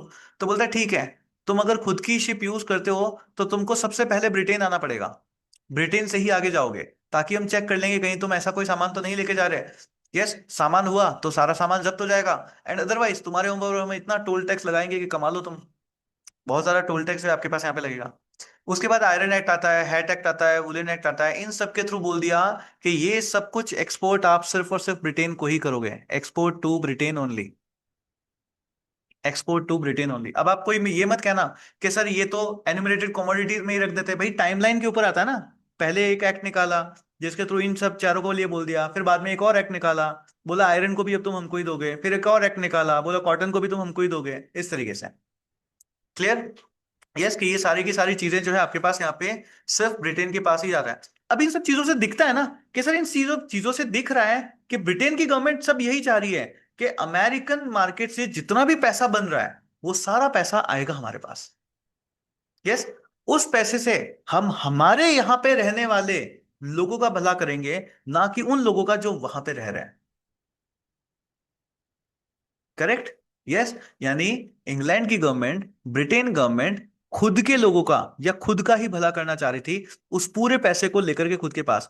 अब जो वहां पे जो नॉर्थ अमेरिका के अंदर जो लोग रह रहे हैं उनको क्या लगता है? उनको ये सब कुछ लगेगा खुद का एक्सप्लॉयटेशन।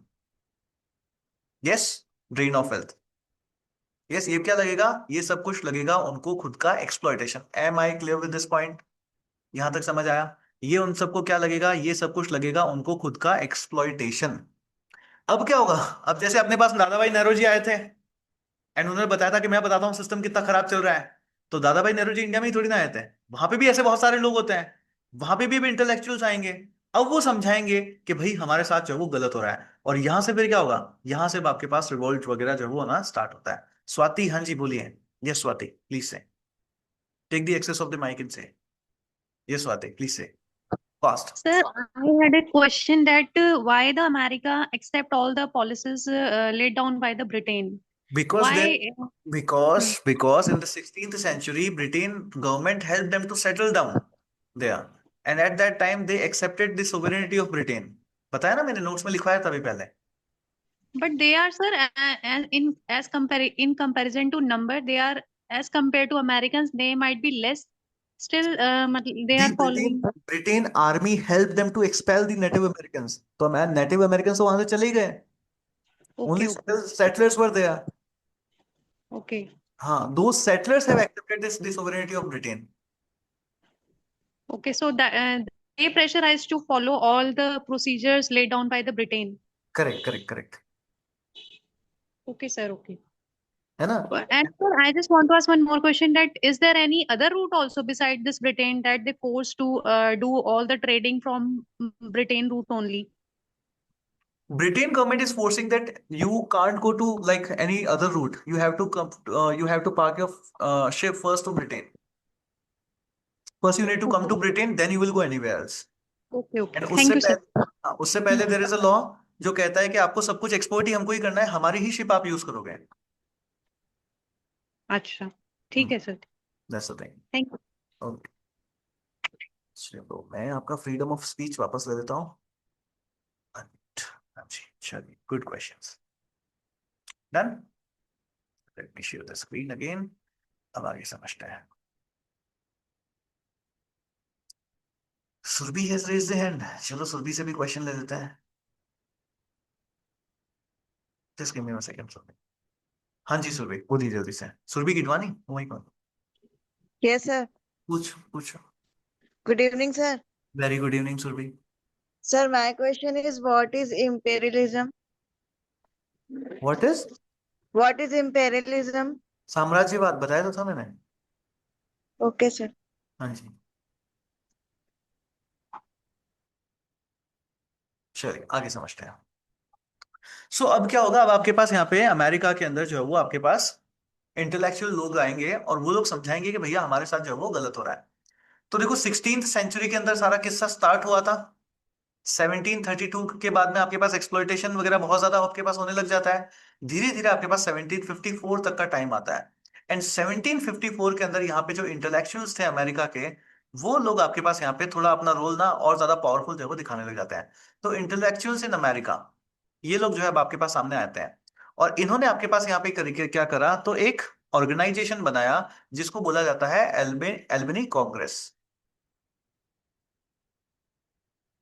यस। तो एल्बनी कांग्रेस का जो है आपके पास यहाँ पे गठन जो है वो किया जाता है।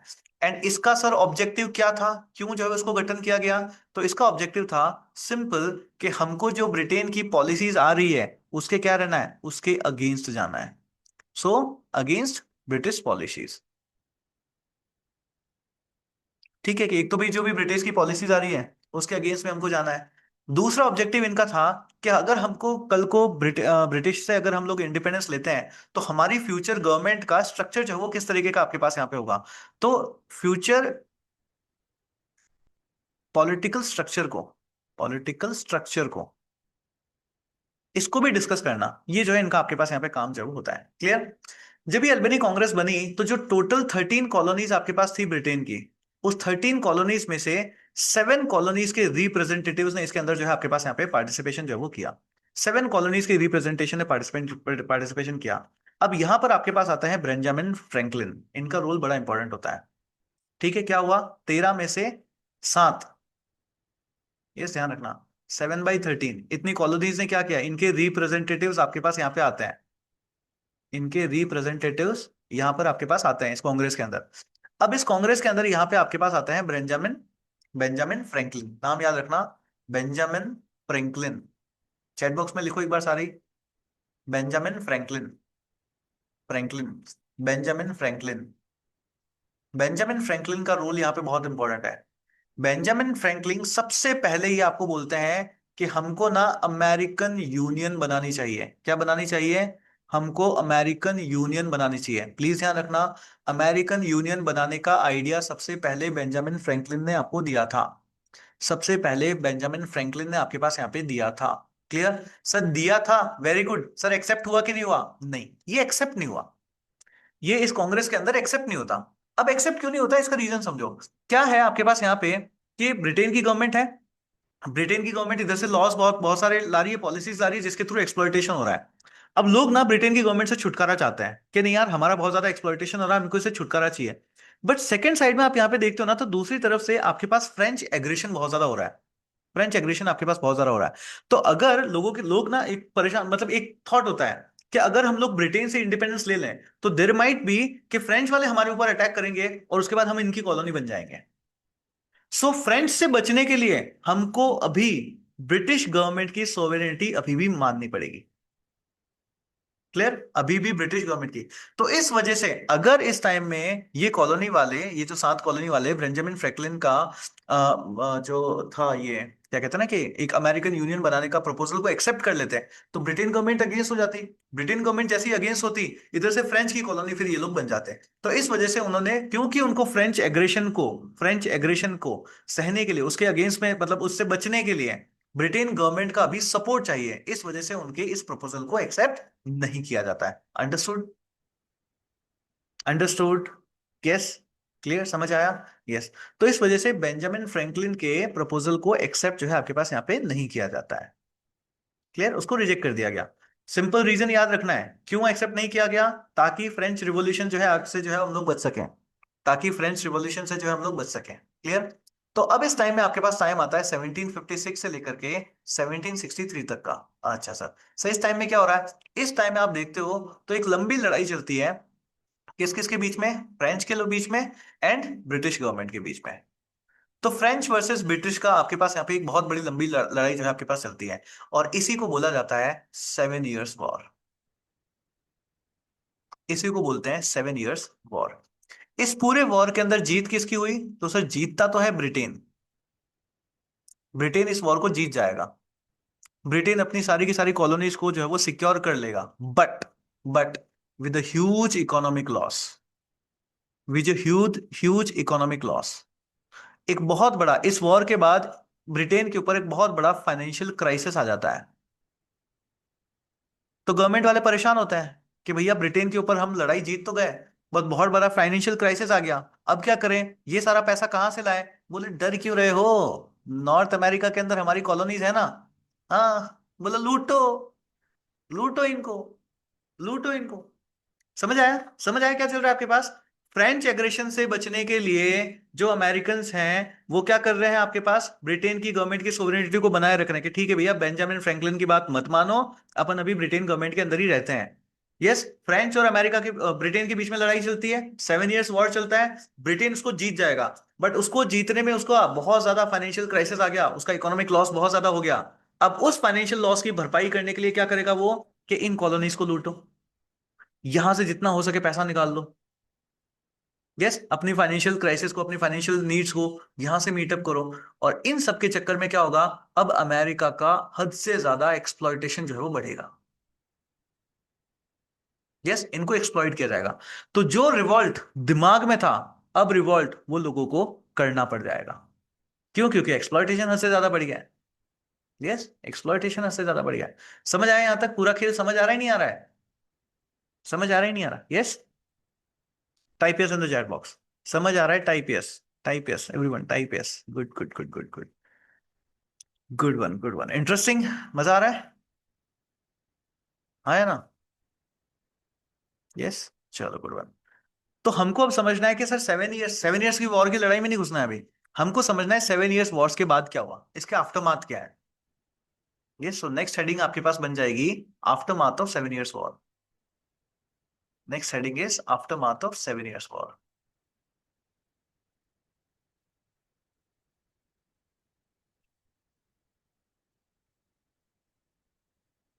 7 इयर्स वॉर आफ्टरमाथ क्या हुआ आपके पास, कि सर ब्रिटेन जीत तो गया, ठीक है ब्रिटेन जीत तो गया। अच्छा, ये 7 इयर्स वॉर सिर्फ कहते हैं ना कि नॉर्थ अमेरिका के अंदर ही नहीं रहा था, इंडिया तक में भी आया था, इसकी लड़ाइयां आपके पास इंडिया तक में भी आपके पास यहाँ पे जो है वो दिखती है। तो इन 7 इयर्स के वॉर का जो ऑब्जेक्टिव था, वो ऑब्जेक्टिव क्या था, कि अपनी अपनी कॉलोनियल पोजीशन को सिक्योर करना है, अपनी अपनी कॉलोनियल पोजीशन को सिक्योर करना है। और इस सिक्योरिटी के चक्कर में आपके पास यहाँ पे क्या हुआ, तो बहुत ज्यादा आपके पास फाइनेंशियल लॉसेस जो है वो आपके पास हो जाते हैं। अब बात आती है सर ये सब हुआ कैसे, है ना, ये कॉलोनियल लड़ाई वाली बात जो है आपके पास यहाँ पे आई कैसे है। तो नॉर्थ अमेरिका के अंदर आप देखते हो ना, तो नॉर्थ अमेरिका के अंदर आपके पास, अगर आपने वर्ल्ड ज्योग्राफी पढ़ी है, तो एक माउंटेन का नाम मैंने आपको पढ़ाया था, Appalachian mountains. Appalachian mountains, Appalachian mountain अगर आप देखते हो तो ब्रिटेन की कॉलोनीज आपके पास एप्लेशियन माउंटेन्स तक थी, और एप्लेशियन माउंटेन के दूसरी तरफ जो है आपके पास यहाँ पे फ्रेंच कॉलोनीज जो है वो हो जाती है। यस, जो ब्रिटिशर्स की 13 कॉलोनीज आपके पास थी, वो कहाँ पे थी, वो कहाँ पे थी, एप्लेशियन माउंटेन्स तक थी, और एप्लेशियन माउंटेन की दूसरी तरफ आपके पास फ्रेंच कॉलोनीज जो है वो थी। अब धीरे धीरे लड़ाइयां होती है, और ये एक दूसरे को कंट्रोल जो है वो करने लग जाते हैं यहाँ पे आपके पास। तो अगर हम लोग फ्रेंच के कंट्रोल को देखें, अगर हम लोग, सर स्पेलिंग, अगर मैं आपको फ्रेंच कंट्रोल दिखाता हूं, फ्रेंच का कंट्रोल अगर देखें, तो एप्लेशियन माउंटेन के बियॉन्ड रीजन फ्रेंच के हाथ में था। एप्लेशियन माउंटेन का जो बियॉन्ड रीजन था, वो फ्रेंच कंट्रोल में आपके पास था। फिर आप लोगों को याद है, हमने देखा था ग्रेट लेक्स, वो ग्रेट लेक्स वाला रीजन भी आपके पास यहीं पे था, ग्रेट लेक्स वाला रीजन भी आपके पास यहाँ पे ना था। यस, लोशेन आपके पास प्लेस होता है, वो भी आपके पास यहीं पे जो है इनके कंट्रोल में ही जो आपके पास था। तो ये सारा का सारा रीजन जो है आपके पास यहाँ पे जो होता है। अब फ्रेंच यहाँ पे हार तो जाता है, बट नॉर्थ अमेरिकन कॉलोनीज, ठीक है, फ्रेंच क्या होगा 7 इयर्स वॉर में, फ्रेंच हार जाता है, और फ्रेंच की जितनी भी कॉलोनीज थी, वो भी आपके पास क्या चली जाती है, ब्रिटेन के कंट्रोल में चली जाती है। वो भी आपके पास यहाँ पे ब्रिटेन के कंट्रोल में जो है वो चली जाती है। क्लियर? अब मेन चीज क्या है, मेन है इकोनॉमिक लॉस बहुत हुआ, और उस इकोनॉमिक लॉस को करने के लिए क्या करेंगे, उस इकोनॉमिक लॉस की भरपाई करने के लिए आपके पास यहाँ पे किया जाता है हैवी टैक्सेशन। क्या होगा आपके पास, हैवी टैक्सेशन जो है आपके पास यहाँ पे होगा। और उस हैवी टैक्सेशन की वजह से क्या है आपके पास, अब यहाँ पे बातें जो वो चलती है। तो एक तरफ तो अब आपके पास कौन आ जाएगी सर, ब्रिटेन की गवर्नमेंट, और एक तरफ आपके पास कौन है, एक तरफ आपके पास है सर नॉर्थ अमेरिका के अंदर रहने वाले सेटलर्स। ये है कौन, सेटलर्स। सर ये सेटलर्स कैसे हैं सर, ये तो अब खुद को अमेरिकन कह रहे हैं ना बेटा, अमेरिकन तो वो खुद को कह रहे हैं, समझो डिफरेंस को। अमेरिकन तो ये आदमी खुद को कह रहा है, बट अगर मैं ब्रिटेन गवर्नमेंट की नजरों से इसको देखूं, तो ये कौन है, ये अभी भी सेटलर है। ये डिफरेंस, ये बात समझ पा रहे हो नहीं समझ पा रहे हो? जो अमेरिका की कॉलोनी के अंदर आपके पास यहाँ पे रह रहा है, वो खुद को अमेरिकन समझ रहा है, वो समझ रहा है कि मैं अमेरिकन हूं, पर ब्रिटेन की गवर्नमेंट की नजरों में वो कौन है आज भी, वो कौन है आज भी? सेटलर है। तो जब इन दोनों के बीच में कॉन्फ्लिक्ट आता है, ये कहते हैं कि भाई मैं तो अमेरिकन हूं, तुम मेरे से इतना टैक्स क्यों लेते हो? बाहर की गवर्नमेंट, ब्रिटेन की गवर्नमेंट मेरे से ऐसा टैक्स कैसे ले सकती है? तो ब्रिटेन की गवर्नमेंट क्या कहती है कि मैंने जो ये 7 साल की लड़ाइयां लड़ी, किसके लिए लड़ी है? To secure your position. हमने जो 7 साल तक लड़ाइयां लड़ी, वो किसके लिए लड़ी है? To secure the colony. और उस कॉलोनी में रह कौन रहा है? तुम रह रहे हो। तो इस लड़ाई का खर्चा तुमसे लेना जायज है कि नहीं है? यस। सो ब्रिटेन गवर्नमेंट कहती है कि भाई ये लड़ाई हमने आपके लिए लड़ी है, सो इट्स, है ना, ये बिल्कुल सही है कि हम जो है आपसे पूरा का पूरा टैक्स है वो वसूलेंगे। और जो अमेरिकन है वो कहते हैं कि भाई हमारे ऊपर आपका क्या, हम तो अमेरिकन है, कौन सेटलर्स। तो यहां से फिर आपके पास कॉन्फ्लिक्ट जो है आपके पास यहाँ पे आना स्टार्ट होता है। क्लियर? यहां से जो है आपके पास कॉन्फ्लिक्ट जो है वो आना स्टार्ट होता है। तो अब आपके पास क्या होता है, टैक्सेशन को बढ़ाने के लिए आपके पास यहाँ पे 3 एक्ट जो है वो और पास किए जाते हैं। पहला एक्ट आपके पास यहाँ पे, फिर ऑब्वियसली होगा सारा कुछ पॉलिसीज की तरफ से ही, तो पॉलिसीज की हेल्प से। तो सबसे पहले आपके पास यहाँ पे एक शुगर एक्ट पास किया जाता है, शुगर एक्ट ऑफ 1764। उसके बाद आप यहाँ पे देखते हो तो आपके पास एक क्वार्टरिंग एक्ट आता है, क्वार्टरिंग एक्ट ऑफ 1764।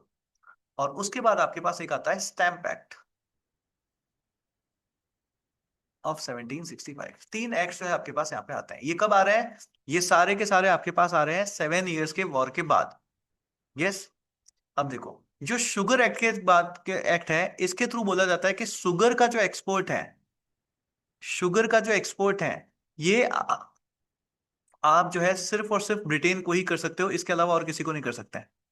शुगर का एक्सपोर्ट जो है आप यहाँ पे सिर्फ और सिर्फ ब्रिटेन को ही कर सकते हो, इसके अलावा और किसी को भी नहीं कर सकते हैं।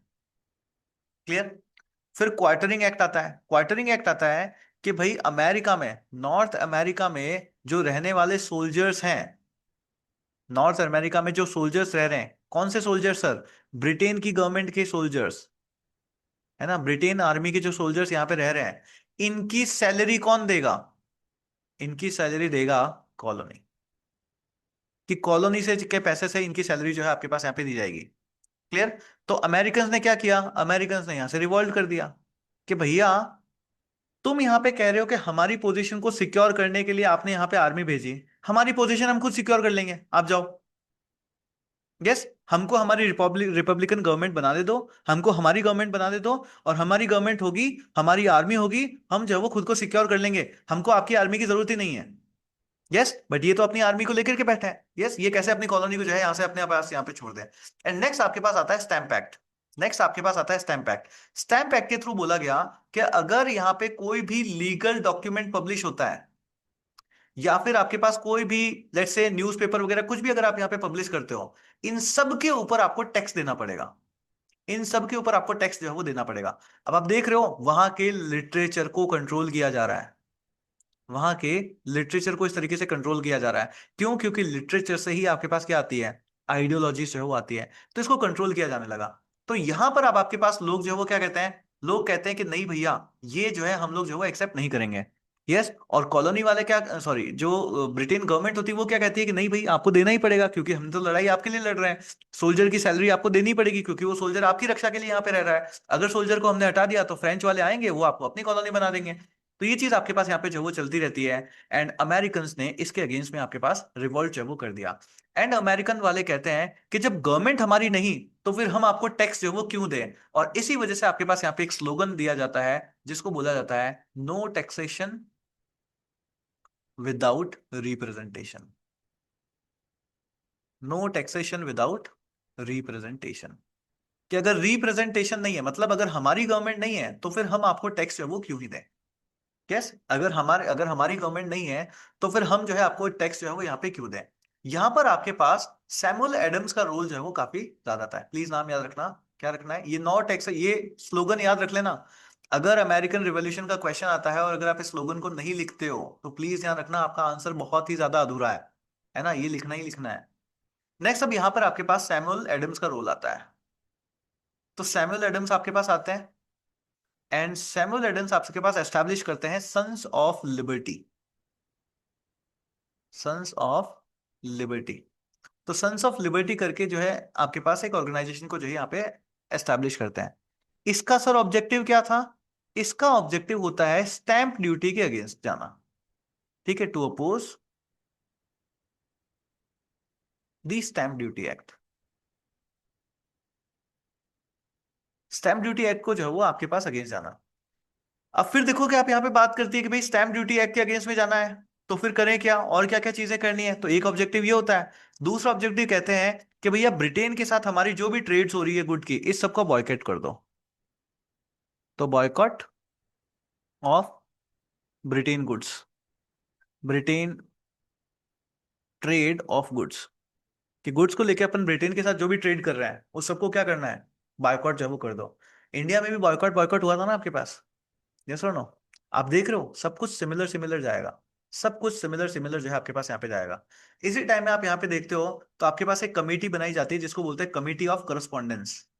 इसी टाइम में आपके पास यहाँ पे एक कमेटी बनाई जाती है जिसको बोला जाता है committee of correspondence, committee of correspondence. याद रह जाएगा, committee of correspondence. Chat box में लिखो एक बार सारी, कमेटी ऑफ करस्पॉन्डेंस। इस टाइम में क्या बनाई जाती है? कमेटी ऑफ करस्पॉन्डेंस बनाई जाती है। Right in the chat box, committee of correspondence. ये लगभग आप यहाँ पे देखते हो ना, तो बहुत सारी सिटीज के अंदर आपके पास बनाई गई, मैनी सिटीज, बहुत सारी सिटीज में इसको जो है आपके पास यहाँ पे एस्टैब्लिश है वो किया गया। एंड सर इसका ऑब्जेक्टिव क्या था? इसका ऑब्जेक्टिव क्या था? इसका ऑब्जेक्टिव होता है कि हमको एक आइडिया को पॉपुलराइज करना है। सर क्या है वो आइडिया? वो आइडिया है independence of America, independence of America, कि हमको इंडिपेंडेंस ऑफ अमेरिका के आइडिया को बहुत ज्यादा पॉपुलराइज जो है आपके पास यहाँ पे करना है। तो बहुत ज्यादा रिवॉल्ट होता है, बहुत सारी चीजें आपके पास यहाँ पे होती है। एंड इन रिवॉल्ट के चलते ब्रिटेन की गवर्नमेंट ने जो स्टैम्प एक्ट आपके पास चलता है उस स्टैम्प एक्ट को विड्रॉ कर लिया। ठीक है, स्टैम्प एक्ट जो है आपके पास यहाँ पे विड्रॉ जो है वो हो जाता है। बट कहानी अगर ऐसे ही खत्म हो जाती तो सब कुछ बढ़िया ही हो जाता। कहानी अगर ऐसे ही खत्म हो जाती तो सब कुछ बढ़िया हो जाता। यस और नो? अब यहाँ पे फिर से गवर्नमेंट ट्विस्ट लाती है। गवर्नमेंट कहती है कि हम स्टैम्प एक्ट को तो जो है वापस लेकर के आ रहे हैं, हम स्टैम्प एक्ट को तो वापस लेके आ रहे हैं। अब समझ रहे हो ना, अगर गवर्नमेंट इस रिवॉल्ट के चलते स्टैम्प एक्ट को वापस तो ले लिया, अगर स्टैम्प एक्ट को वापस ले लिया तो आपको नहीं लगता कि गवर्नमेंट की अथॉरिटी नॉर्थ अमेरिका अंदर कॉलोनीज थी उनके ऊपर बहुत ज्यादा कम हो गई? यस और नो? भाई गवर्नमेंट, यही चीज तो, इसका मैसेज क्या आएगा? यही तो आएगा कि इन कॉलोनीज के ऊपर ब्रिटेन की गवर्नमेंट का अब कोई अधिकार रहा ही नहीं, उनकी अथॉरिटी बहुत ज्यादा कम हो गई है।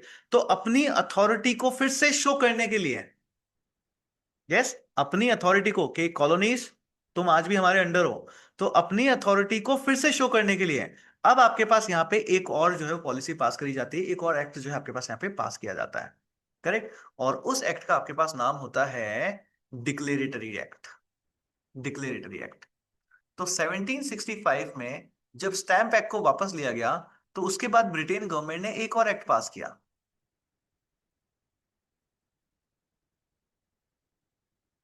और इस एक्ट का नाम आपके पास होता है डिक्लेरेटरी एक्ट, डिक्लेरेटरी एक्ट। अब डिक्लेरेटरी एक्ट के अंदर क्या है? डिक्लेरेटरी एक्ट के अंदर बोला गया सिंपल भाषा में, ओनली द किंग, ये समझना, उसमें लिखा है ओनली द किंग और the British parliament, only the king और the British parliament can make laws with respect to the colonies of Britain, कि ब्रिटेन की कॉलोनीज के ऊपर सिर्फ और सिर्फ या तो राजा साहब और या फिर जो है ब्रिटेन की पार्लियामेंट जो है सिर्फ वही लॉ बना सकती है और कोई भी लॉ नहीं बना सकता। याद रह जाएगा, डिक्लेरेटरी एक्ट, डिक्लेयर कर दिया यहां से कि तुम्हारे ऊपर क्या है, तुम्हारे ऊपर हमारी अथॉरिटी है। खुद की अथॉरिटी को शो करने के लिए ये एक्ट आपके पास यहाँ पे पास किया गया कि आपके ऊपर हमारी अथॉरिटी है। चलो सर, गुड वन। और जब उन्होंने अपनी अथॉरिटी यहां पर इन्होंने साबित कर ली तो उसके बाद इन्होंने 1767 के अंदर एक और एक्ट पास किया, और उस एक्ट का नाम होता है टाउनसेंड एक्ट। Townsend act. अब सर ये टाउनसेंड एक्ट क्या है? टाउनसेंड एक्ट के थ्रू इन्होंने बोला कि भैया हम ना तुम्हारे ऊपर बहुत ज्यादा टैक्स लगाने वाले हैं। क्या करने वाले हैं? हम तुम्हारे ऊपर बहुत ज्यादा टैक्स लगाने वाले हैं। और इन्होंने हैवी टैक्सेशन आपके पास यहाँ पे अप्लाई कर दिया। किस किस चीज के ऊपर? चाय के ऊपर, टी, ग्लास के ऊपर आपके पास, पेपर के ऊपर, लीड के ऊपर, एंड पेंट के ऊपर, एंड इसके अलावा और भी बहुत सारी कमोडिटीज। इन सब के ऊपर इन्होंने क्या किया? इन सब के ऊपर उन्होंने बहुत ज्यादा टैक्स जो है वो अप्लाई कर दिया। इसके अलावा इन्होंने ब्रिटेन की जो गवर्नमेंट थी या ब्रिटेन की जो आपके पास वहां पे पुलिस थी, उन सबको, ब्रिटेन का कोई भी आपके पास यहाँ पे अथॉरिटी होती है ना, ब्रिटेन की जो अथॉरिटीज आपके पास थी, इनको एक गजब की पावर दे दी। सर कैसी पावर? कि जिस किसी भी घर को चाहे, जिस किसी भी शिप को चाहे, उसको सर्च कर सकती है ना, उसको पूरा छानबीन जो है आप उसको कर सकते हो। सो आप ब्रिटेन की अथॉरिटीज को ये पावर दे दिया गया कि किसी भी घर को या किसी भी शिप को आप चाहो तो क्या है उसको सर्च कर सकते हो। सर्च मतलब उसके अंदर जाकर के आपको कहते हैं ना कि हमको जो है तुम्हारी तलाशी लेनी है, हाँ सर, तो वो तलाशी जो है आप उसकी ले सकते हो। एंड अगर वहां से कुछ भी गलत निकलता है, बस ठीक है, टाप लो सारा का सारा। ऑब्वियसली अब क्या होगा सर? ऑब्वियसली कॉलोनीज वाले जो है उसको क्या करेंगे? ओपोज करेंगे। तो ओपोज बाई कॉलोनीज, कॉलोनी वालों ने जो है इनको बहुत ही ज्यादा आपके पास यहाँ पे अपोज जो है वो किया जाता है। जब इनको ओपोजिशन हुआ बहुत ही ज्यादा, तो यहाँ पर आपके पास बहुत हैवी प्रोटेस्ट आपके पास यहाँ पे हुआ।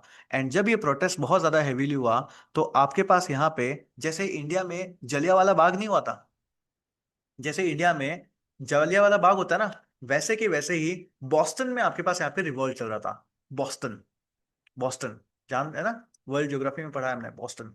तो बॉस्टन में आपके पास यहाँ पे रिवॉल्ट चल रहा था, बॉस्टन में आपके पास प्रोटेस्ट चल रहा था। एंड गवर्नमेंट ने हैवीली उस बॉस्टन के ऊपर, आपके पास बॉस्टन में गई, वहां के जो प्रोटेस्ट चल रहा था वहां पे हैवीली जाती है। एंड वहां पे एक मैसेक्रे होता है जिसको बोला जाता है बॉस्टन मैसेक्रे।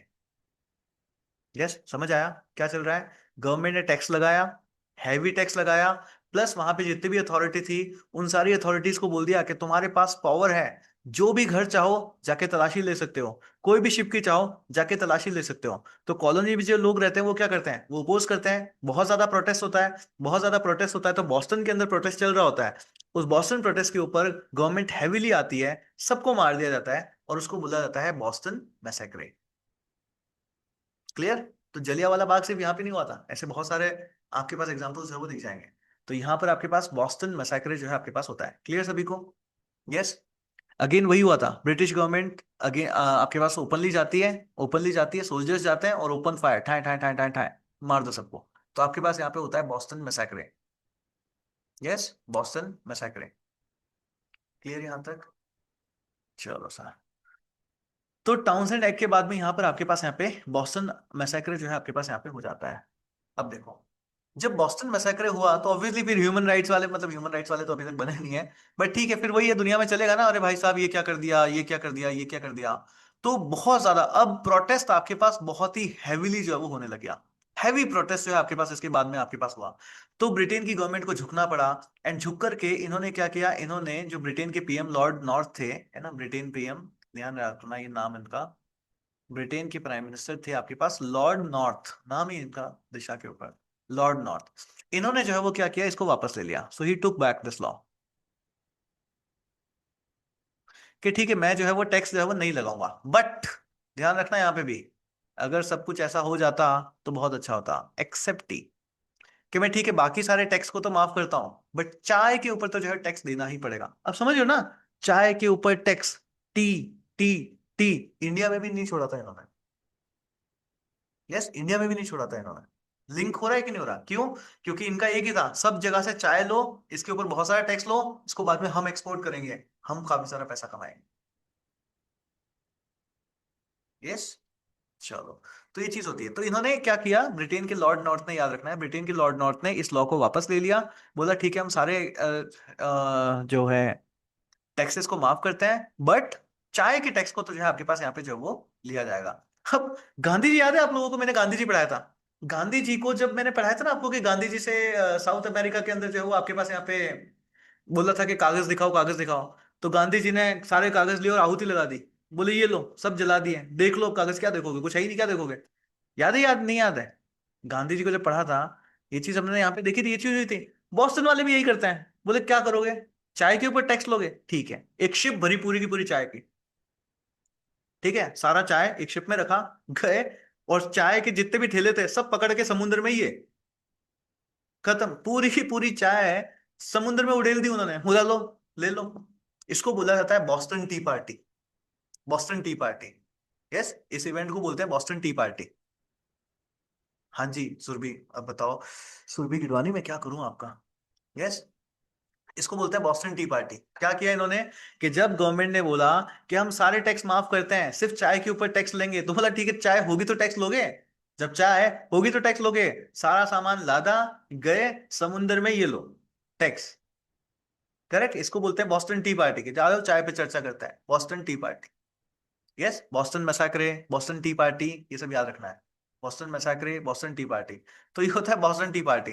तो बॉस्टन टी पार्टी में क्या हुआ, जहाज गया और सारी की सारी चाय को जो है आपके पास यहाँ पे क्या किया, जो है वो उड़ेल दिया। और यहाँ पर भी लीडर कौन होता है, इस बॉस्टन टी पार्टी का भी लीडर कौन होता है, सैमुअल एडम्स। सैमुअल एडम्स, नाम याद रखना। सैमुअल एडम्स ही जो है आपके पास यहाँ पे। अब ऑब्वियसली गवर्नमेंट गवर्नमेंट के तोते उड़ गए, गवर्नमेंट के तोते उड़ गए, बोले यार वी कांट टॉलरेट इट, क्या टॉलरेट कर सकते हैं, नहीं। इसीलिए ब्रिटेन गवर्नमेंट अब एक नया एक्ट लेके के आती है, उस एक्ट का क्या नाम होता है, intolerance act. Correct, Britain government कहती है कि भैया ऐसे चाय की पार्टी हम तुमको नहीं करने देंगे, है ना, बॉस्टन टी पार्टी, ऐसी चाय की पार्टी हम तुमको नहीं करने देंगे। और इसलिए ब्रिटेन गवर्नमेंट कहती है कि भैया इनको जो है वो सबक सिखाना पड़ेगा, इनको जो है वो सबक सिखाना पड़ेगा। और इनको सबक सिखाने के लिए आपके पास एक नया एक्ट आता है जिसको बोलते हैं intolerance act. Intolerance act, intolerance act, ये आपके पास आता है 1774 में, intolerance act of 1774। Yes sir, इसमें क्या हुआ, वही सारी चीजें जो हमेशा होती थी, जैसे सर कोई भी पॉलिटिकल मीटिंग जो है आप यहाँ पे नहीं कर सकते हैं, है ना, कोई मीटिंग नहीं, कोई आपके पास हंगामा नहीं, किसी तरह का कोई प्रोटेस्ट नहीं, कुछ भी जो है आपके पास यहाँ पे जो है वो नहीं हो सकते हैं। तो सर क्या कॉलोनीज वाले चुप बैठेंगे, बेटा जब एक बार लहू मुंह खुल लग जाता है ना, लहू मुंह लग गया एक बार हो जाता है, उसके बाद कोई चुप नहीं बैठता। तो यहाँ पे आपके पास भी ब्रिटेन, सॉरी, जो सेटलर्स थे या जो लोग थे आपके पास, अब जिनको हम अमेरिकन ही बोलेंगे, वो लोग भी चुप नहीं बैठते हैं। वो भी क्या करते हैं, वो इसके अगेंस्ट में आप यहाँ पे देखते हो तो और भी ज्यादा जो है आपके पास यहाँ पे चीजें हो जाती है, ठीक है, और ज्यादा प्रोटेस्ट करते हैं। तो ये लोग करते हैं कि भाई अब इनको भी समझ में आ जाता है कि हमको भी जो है ना ऐसे कमिटीज बना करके उस तरीके से काम करना पड़ेगा। तो इन्होंने आपके पास क्या किया, इन्होंने अब आपके पास कांग्रेस का ऑर्गेनाइजेशन करना स्टार्ट किया। और इसी के बाद में जो है ये आपके पास यहाँ पे फर्स्ट कॉन्टिनेंटल कांग्रेस का गठन की बना वो मीटिंग करी जाती है, फर्स्ट कॉन्टिनेंटल कांग्रेस। अब जैसे इंडिया में आपके पास कांग्रेस की मीटिंग्स हुई थी ना, पहली मीटिंग, दूसरी मीटिंग, तीसरी मीटिंग, कांग्रेस के गठन होने के बाद हर साल दिसंबर में आपके पास चलता था, याद है नहीं याद है, मॉडर्न हिस्ट्री। वैसे ही ये वाली कांग्रेस भी, कॉन्टिनेंटल कांग्रेस की मीटिंग चलती रहेगी, और वो ब्रिटेन गवर्नमेंट के आगे चल के अगेंस्ट में जो है वो बातें करते हैं। क्लियर यहाँ तक? यहाँ तक समझ आया? जैसे इंडिया में कांग्रेस के गठन के बाद हर दिसंबर में होता ना 3 दिन का तमाशा, याद है नहीं याद है, मॉडर्न हिस्ट्री जिन्होंने पढ़ा था, 3 दिन का तमाशा। यस, वो 3 दिन की मीटिंग, वही मीटिंग आपके पास यहाँ पे भी होने लगेगी। तो कॉन्टिनेंटल कांग्रेस की बहुत सारी मीटिंग्स होती रहती हैं। तो 1774 में आपके पास पहली कॉन्टिनेंटल कांग्रेस की मीटिंग जो है वो होती है। अब देखना, अब आपको लगेगा, प्लीज समझना, कि कितना इंडिया में जो रिवॉल्ट हुआ ना वो सब कुछ सिमिलर था। देखना, है ना, कैसे चीजें आपके पास यहाँ पे सिमिलैरिटी में आपके पास जाती है, समझो। सो आपके पास फर्स्ट कॉन्टिनेंटल कांग्रेस मीटिंग होती है, फर्स्ट कॉन्टिनेंटल कांग्रेस की मीटिंग आपके पास यहाँ पे होती है, कब होती है, 1774 में। ठीक है सर, इसमें क्या बातें करी गई, इसमें वही बात है, सबसे पहले हमको करना है बॉयकॉट। क्या कर दो, बॉयकॉट कर दो। सर किसका बॉयकॉट करना है, ब्रिटिश गुड्स का, ब्रिटिश गुड्स का जो है आपको यहाँ पे बॉयकॉट कर दो। तो सर हम यूज क्या करेंगे, यूज करना है डोमेस्टिक गुड्स को, है ना, अपने सामान को यूज करो, ताकि पैसा हमारे पास ही रहे, हमारा हमारे पास ही रहे। अच्छा सर, क्या तुम्हें ये इंडिया में होने वाले स्वदेशी मूवमेंट की तरह नहीं लग रहा? अरे हाँ सर, इंडिया में भी तो स्वदेशी में हमने यही किया था। यस, इंडिया में भी तो स्वदेशी के अंदर हमने यहाँ पे जो है वो यही किया था। यस, इस टाइम में आपके पास यहाँ पे एक लीडर आते हैं जिनका नाम होता है Thomas pen, Thomas pen, Thomas pen.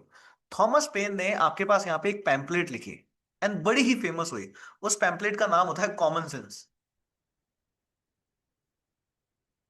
Common sense. Thomas pen ने आपके पास एक पैम्पलेट लिखी और पैम्पलेट का नाम होता है कॉमन सेंस। और इस कॉमन सेंस के अंदर इन्होंने क्या बताया, इस कॉमन सेंस में उन्होंने वो सारे बेनिफिट्स बताए किस चीज के, कि अगर कॉलोनीज जो आपके पास है वो अगर ब्रिटेन से इंडिपेंडेंट हो जाती है, यस, अगर कॉलोनीज ब्रिटेन से इंडिपेंडेंट हो जाती है तो उस इंडिपेंडेंस में कॉलोनीज के क्या क्या फायदे हैं वो सब कुछ जो है इन्होंने आपके पास यहाँ पे जो वो लिख दिया। क्लियर सभी को? यस, ये सब कुछ आपके पास हुआ। धीरे धीरे अब ये जो है था कि ये आग आपके पास यहाँ पे फैलती है और जितनी भी कॉलोनीज आपके पास थी उन कॉलोनीज में जितने भी आपके पास ब्रिटेन के जो रिप्रेजेंटेटिव्स थे उन सारे रिप्रेजेंटेटिव्स को आपके पास एक्सपेल जो वो कर दिया गया है। क्लियर? धीरे धीरे यहाँ पे आपके पास सबको एक्सपेल कर दिया जाता है। तो देखो स्वदेशी समझ आया ना, स्वदेशी समझ आया, स्वदेशी समझ आया, स्वदेशी हुआ क्या हुआ, सबसे पहले फर्स्ट कॉन्टिनेंटल कांग्रेस हुई। कॉन्टिनेंटल कांग्रेस के अंदर बोला गया कि भाई आपको जो है वो बायकॉट कर देना है ब्रिटिश गुड को एंड सिर्फ डोमेस्टिक गुड को यूज करो। मतलब हम क्या कर रहे हैं, मतलब हम कर रहे हैं स्वदेशी। फिर यहाँ पे थॉमस पेन आए, इन्होंने पैम्पलेट लिखी कॉमन सेंस नाम की, जिसमें उन्होंने बेनिफिट्स बताया कि अगर अपन ब्रिटेन गवर्नमेंट से इंडिपेंडेंट हो जाते हैं तो फिर हमको क्या है, बहुत सारे फायदे जो हमारे पास होंगे। और इस टाइम में जितने भी कॉलोनी जो कॉलोनीज थी उन सबको सबको समझ में आया कि अगर मैं ब्रिटेन की गवर्नमेंट से इंडिपेंडेंट हो जाऊं तो मेरे क्या क्या फायदे हैं। तो उन्होंने क्या किया, उन्होंने वहां के रिप्रेजेंटेटिव्स को एक्सपेल कर दिया। बोले तुम यहां से चले जाओ, यहां पर हम खुद ही गवर्नमेंट करेंगे, हमारी गवर्नमेंट हम खुद ही चलाएंगे। मतलब स्वदेशी हो चुका था, अब क्या चाहिए, स्वराज चाहिए। अब क्या चाहिए, स्वराज। इंडिया में भी क्या था, स्वदेशी, फिर स्वदेशी के बाद स्वराज आया था कि नहीं आया था? यस, इंडिया में भी स्वदेशी था, स्वदेशी के बाद स्वराज आया कि नहीं आया? तो अब यहाँ पे भी क्या चल रहा है, स्वदेशी पहले बोला इन्होंने, फिर अब क्या बोला कि ब्रिटेन के जितने भी यहाँ पर आपके पास रिप्रेजेंटेटिव्स हैं उन सबको हटा दो, हमारी गवर्नमेंट हम खुद चलाएंगे, हमारी सुरक्षा हम खुद कर सकते हैं, हम हमारा खुद जो है वो देख लेंगे। तो मतलब हम क्या कहा कि किसकी तरफ जा रही है, ये जा रहे हैं आपके पास स्वराज की तरफ। क्लियर? यस। आपको ये मत समझना कि सर ब्रिटेन जो है वो इंडिया से इंस्पायर हुआ, भैया इंडिया में ये सब बाद में हुआ, इंडिया में ये सब बाद में हुआ। बट इंडियंस को ये सब कुछ बताया गांधी जी ने, कहां से पढ़ के, उनको ये सब नॉलेज कहां से मिली, जब उन्होंने ये सब कुछ पढ़ा। क्लियर? अब उस टाइम में जब अपन मॉडर्न हिस्ट्री पहले पढ़ते हैं बिना वर्ल्ड हिस्ट्री के पढ़े हुए हैं तो अपन को क्या लगता है, अपन को वो बात समझ ही नहीं आती कि ब्रिटेन मतलब गांधी जी को ये सब कुछ कहां से पता चला। तब आपने देखते ना कि गांधी जी ने बहुत सारा अमेरिका घूमने गए थे, कनाडा घूमने गए थे, है ना, नटाल इंडिया कांग्रेस वगैरह बहुत कुछ था। तो उस टाइम में सब, बट जब एक बार वर्ल्ड हिस्ट्री पहले पढ़ लो तो अब चीजें वो देखो कितनी बेटर तरीके से समझ में आएगी। इसीलिए अपन जो ग्रुप 3 है हमारा, उसमें वर्ल्ड हिस्ट्री को अब मॉडर्न हिस्ट्री से भी पहले पढ़ रहा है। क्लियर? यस। तो इस तरीके से चीज आपके पास यहाँ पे होती है। तो स्वदेशी से स्वराज की तरफ जो है हम लोग यहाँ पे जो मतलब हम लोग नहीं, सॉरी, जो अमेरिकन थे यहाँ पे आपके पास जो है वो चले जाते हैं। अच्छा सर, फिर क्या हुआ सर? फिर धीरे धीरे अब तमाशा है कांग्रेस के, ये तो होना ही है। तो 1776, सर लाल पेन मत लिखो, आप पेन ले लो व्हाइट, हाँ। तो 1776 के अंदर ये लोग आपके पास वापस फिर से मिलते हैं, तो सेकंड कॉन्टिनेंटल कांग्रेस की मीटिंग होती है आपके पास। अब ये मीटिंग आपके पास कहाँ पे होती है, तो फिलाडेल्फिया में होती है, @ फिलाडेल्फिया। स्पेलिंग सही लिखी है क्या मैंने, फिलाडेल्फिया, हाँ, फिलाडेल्फिया। फिलाडेल्फिया में यहाँ पे होती है। और फिलाडेल्फिया के अंदर भाई साहब इन्होंने बोल दिया, भैया कसम खाओ, तुम कसम खानी पड़ेगी तुम्हें, कसम ही खा लो। बोले कसम खानी, हाँ। बोले किस साथ की? बोले प्लेज ले लो, प्लेज, प्लेज ही लेनी पड़ेगी, कसम ही आपको खानी पड़ेगी। सर कैसी कसम? बोला आने वाली 4 जुलाई को, आने वाली 4 जुलाई को हमको करना है declaration of independence, declaration of independence. क्या करना है? आने वाली 4 जुलाई को हमको किसी भी कीमत के ऊपर डिक्लेरेशन ऑफ इंडिपेंडेंस जो है वो करना है। इवन आज भी आप देखते हो तो 4 जुलाई को अमेरिका वाले जो है अपना इंडिपेंडेंस डे जो है वो मनाते हैं। क्या करते हैं? यस, अभी भी अमेरिका वाले आपके पास क्या है, 4 जुलाई को अपना इंडिपेंडेंस डे जो है वो मनाते हैं। अब इस टाइम में आप यहाँ पे देखते हो तो ब्रिटेन के अंदर आपके पास होते हैं जॉर्ज 3, किंग जॉर्ज 3। ब्रिटेन के अंदर आपके पास कौन होते हैं, यहाँ पे आपके पास किंग जॉर्ज 3। तो किंग जॉर्ज 3 जो है आपके पास यहाँ पे होता है। एंड किंग जॉर्ज 3 ने बोला, क्या बोला, क्या बोलेंगे किंग जॉर्ज 3? यस। क्या कोई जानता है मेरे से जो हिस्ट्री पढ़ा हुआ है कि इस टाइम में हम क्या बोलते हैं, क्या बोलेंगे वो, क्या बोलेंगे वो? इंडिपेंडेंट, अरे नहीं, ब्रिटेन के किंग जॉर्ज क्या बोलेंगे? अरे नहीं, नो। अरे बाहुबली मूवी में क्या बोलता है वो? अथ प्रवीणा, हमला। यस, अथ प्रवीणा। तो ब्रिटेन के किंग जॉर्ज बोलते हैं भैया अगर ये लोग ऐसा कर रहे हैं कि हम तो हमारी इंडिपेंडेंस ही चाहते हैं, तो अथ प्रवीणा, उन्होंने वॉर को डिक्लेयर कर दिया। इंग्लैंड से 13 की 13 कॉलोनीज के अगेंस्ट में वॉर का डिक्लेरेशन आपके पास यहाँ पे हो जाता है। लंबी लड़ाई चलती है और यहाँ पे आपके पास चीजें जो है वो चलती है। सो क्या हुआ आपके पास यहाँ पे कि ब्रिटेन के अंदर आपके पास किंग थे, कौन है? George third. इन्होंने बोल दिया अथ प्रवीणा कि क्या कर दो, वॉर कर दो। सो ही डिक्लेयर्ड वॉर। इन्होंने लड़ाई छेड़ दी। टोटल जो भी 13 कॉलोनीज थी, इन सब के अगेंस्ट में जो है इन्होंने अपनी लड़ाई जो है आपके पास यहाँ पे छेड़ दी। लंबी लड़ाई चलती है 1776 से लेकर के 81 तक जो है आपके पास एक लंबी लड़ाई आपके पास यहाँ पे चलती है। और इसी लड़ाई को बोला जाता है American war of independence.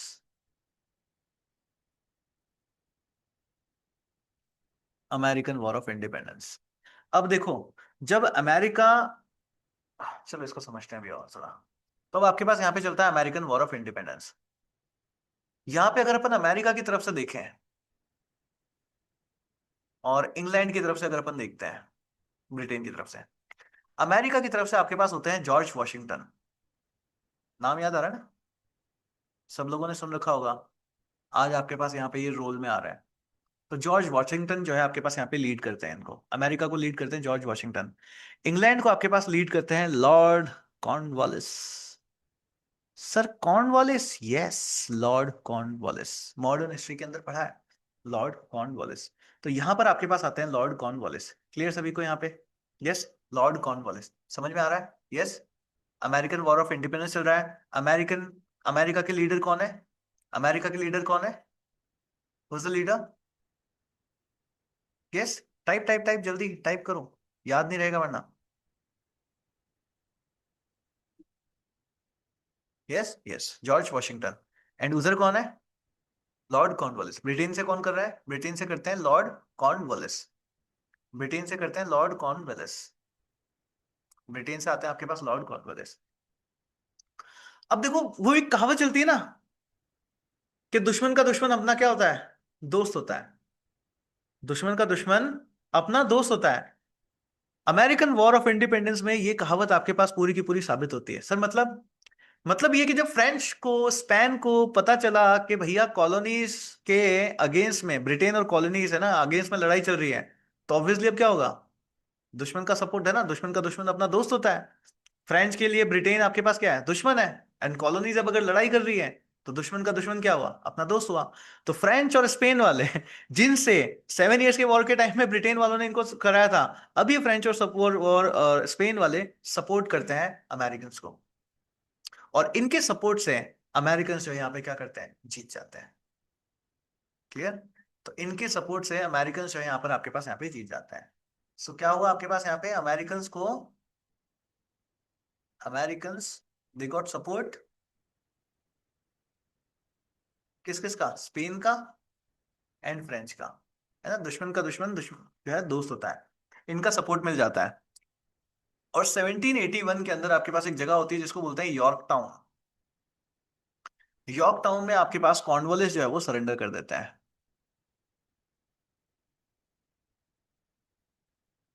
Cornwallis surrendered. तो यहां पर आपके पास कॉर्नवालिस जो है वो सरेंडर कर देते हैं। और इसी के साथ में लड़ाई का भी जो है वो अंत हो जाता है। सो वॉर एंडेड। लड़ाई जो है यहाँ पर आपके पास खत्म हो जाती है।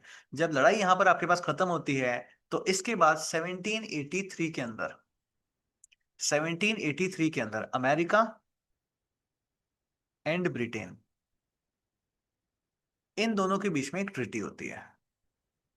और इस ट्रिटी को बोला जाता है ट्रिटी ऑफ पेरिस। और इस ट्रिटी ऑफ पेरिस के थ्रू, मुबारक हो America, you are now a sovereign state. You are now a sovereign state. तो अमेरिका को एक सोवेरियन स्टेट का दर्जा जो है वो दे दिया जाता है। क्लियर? यहां से अमेरिका को एक सोवेरेन स्टेट का जो है वो दर्जा दे दिया जाता है। तो इस तरीके से अमेरिकन रिवॉल्यूशन आपके पास होता है। रिवॉल्यूशन कंक्लूड होता है। अमेरिकन वॉर ऑफ इंडिपेंडेंस और अमेरिका को आजादी मिलती है। बट किस्सा यहाँ पे खत्म हुआ क्या? नहीं, किस्सा यहाँ खत्म नहीं होता है। अभी यूपीएससी इससे भी आगे जाता है, पूछता है, अब उनको समझना है अब आगे यूपीएससी क्या पूछता है। रेडी सब लोग? थक तो नहीं गए? यस। इंटरेस्टिंग, मजा आ रहा है नहीं आ रहा पढ़ने में? है ना? अमेरिका अमेरिका कैसे बना ये समझ रहे हैं अपन पूरा। करेक्ट। चलो गुड। तो अब आगे समझते हैं कि आगे चीजें आपके पास यहाँ पे क्या हुई। सो आपके पास ट्रिटी ऑफ पेरिस हुई। ट्रिटी ऑफ पेरिस के थ्रू आपके पास ब्रिटेन ने अमेरिका को क्या किया, एक इंडिपेंडेंट स्टेट जो है आपके पास यहाँ पे मान लिया। ये तो क्या था, 1783 का टाइम था। 1783 से भी अपन आगे चलते हैं तो 1787 का टाइम आता है। एंड 1780 टाइम के 7 के टाइम में आपके पास यहाँ पे कॉन्स्टिट्यूशनल कन्वेंशन जो है वो लाया जाता है। कॉन्स्टिट्यूशनल, सर आपकी स्पेलिंग गलत हो गई। 1787 के टाइम में यहां पर आपके पास आता है कॉन्स्टिट्यूशनल कन्वेंशन।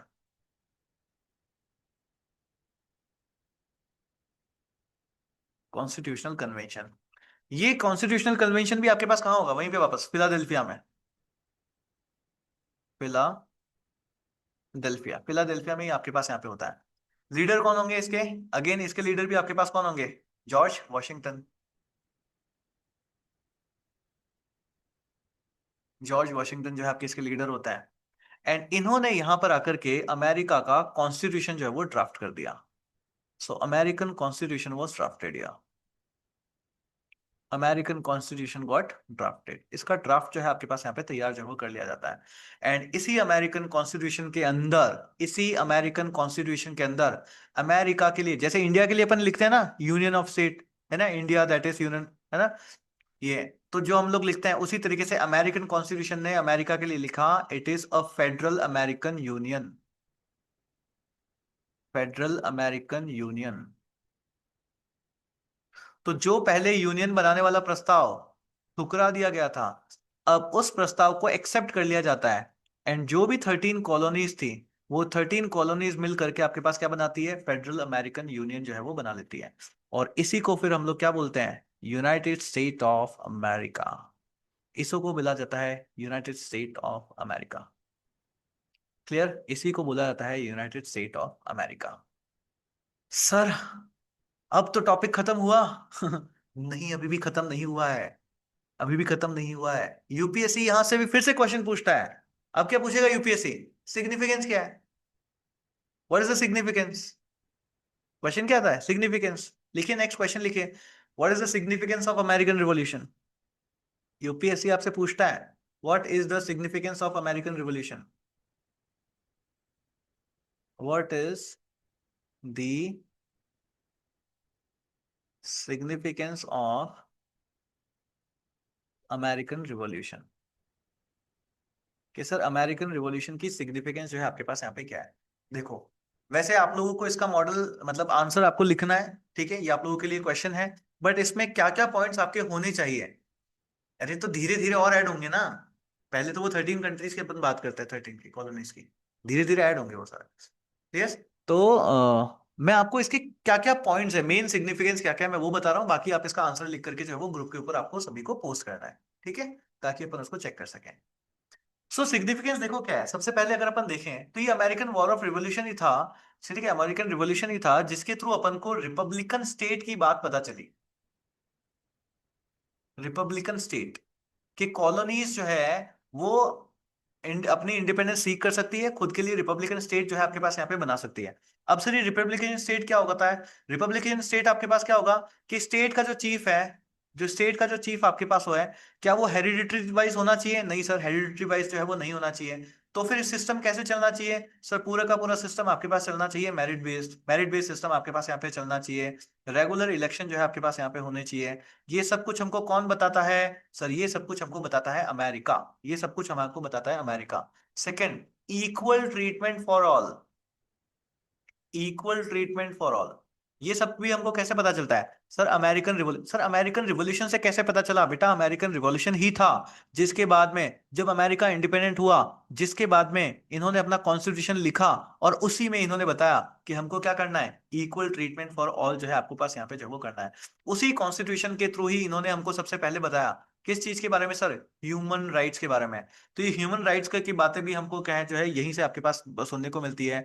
और इसी ह्यूमन राइट्स के चलते अगर आप लोगों ने इंडियन पॉलिटिकल लेक्चर्स मेरे देख रखे हैं, या जो मेरी फंडामेंटल राइट्स को लेकर के जो सीरीज है यूट्यूब के ऊपर अगर आपने उसको देख रखी है, तो आपको पता होगा कि जो बिल ऑफ राइट्स थे वो भी सबसे पहले किसने लिखे थे? अमेरिका वालों ने ही जो है आपके पास यहाँ पे जो वो लिखे थे। क्लियर यहाँ तक सभी को? इन सभी ये जो इवेंट हुआ आपके पास अमेरिकन रिवॉल्यूशन, इसी से इंस्पायर होकर के बाद में जो है आपके पास क्या होगा? फ्रेंच रिवॉल्यूशन भी होता है।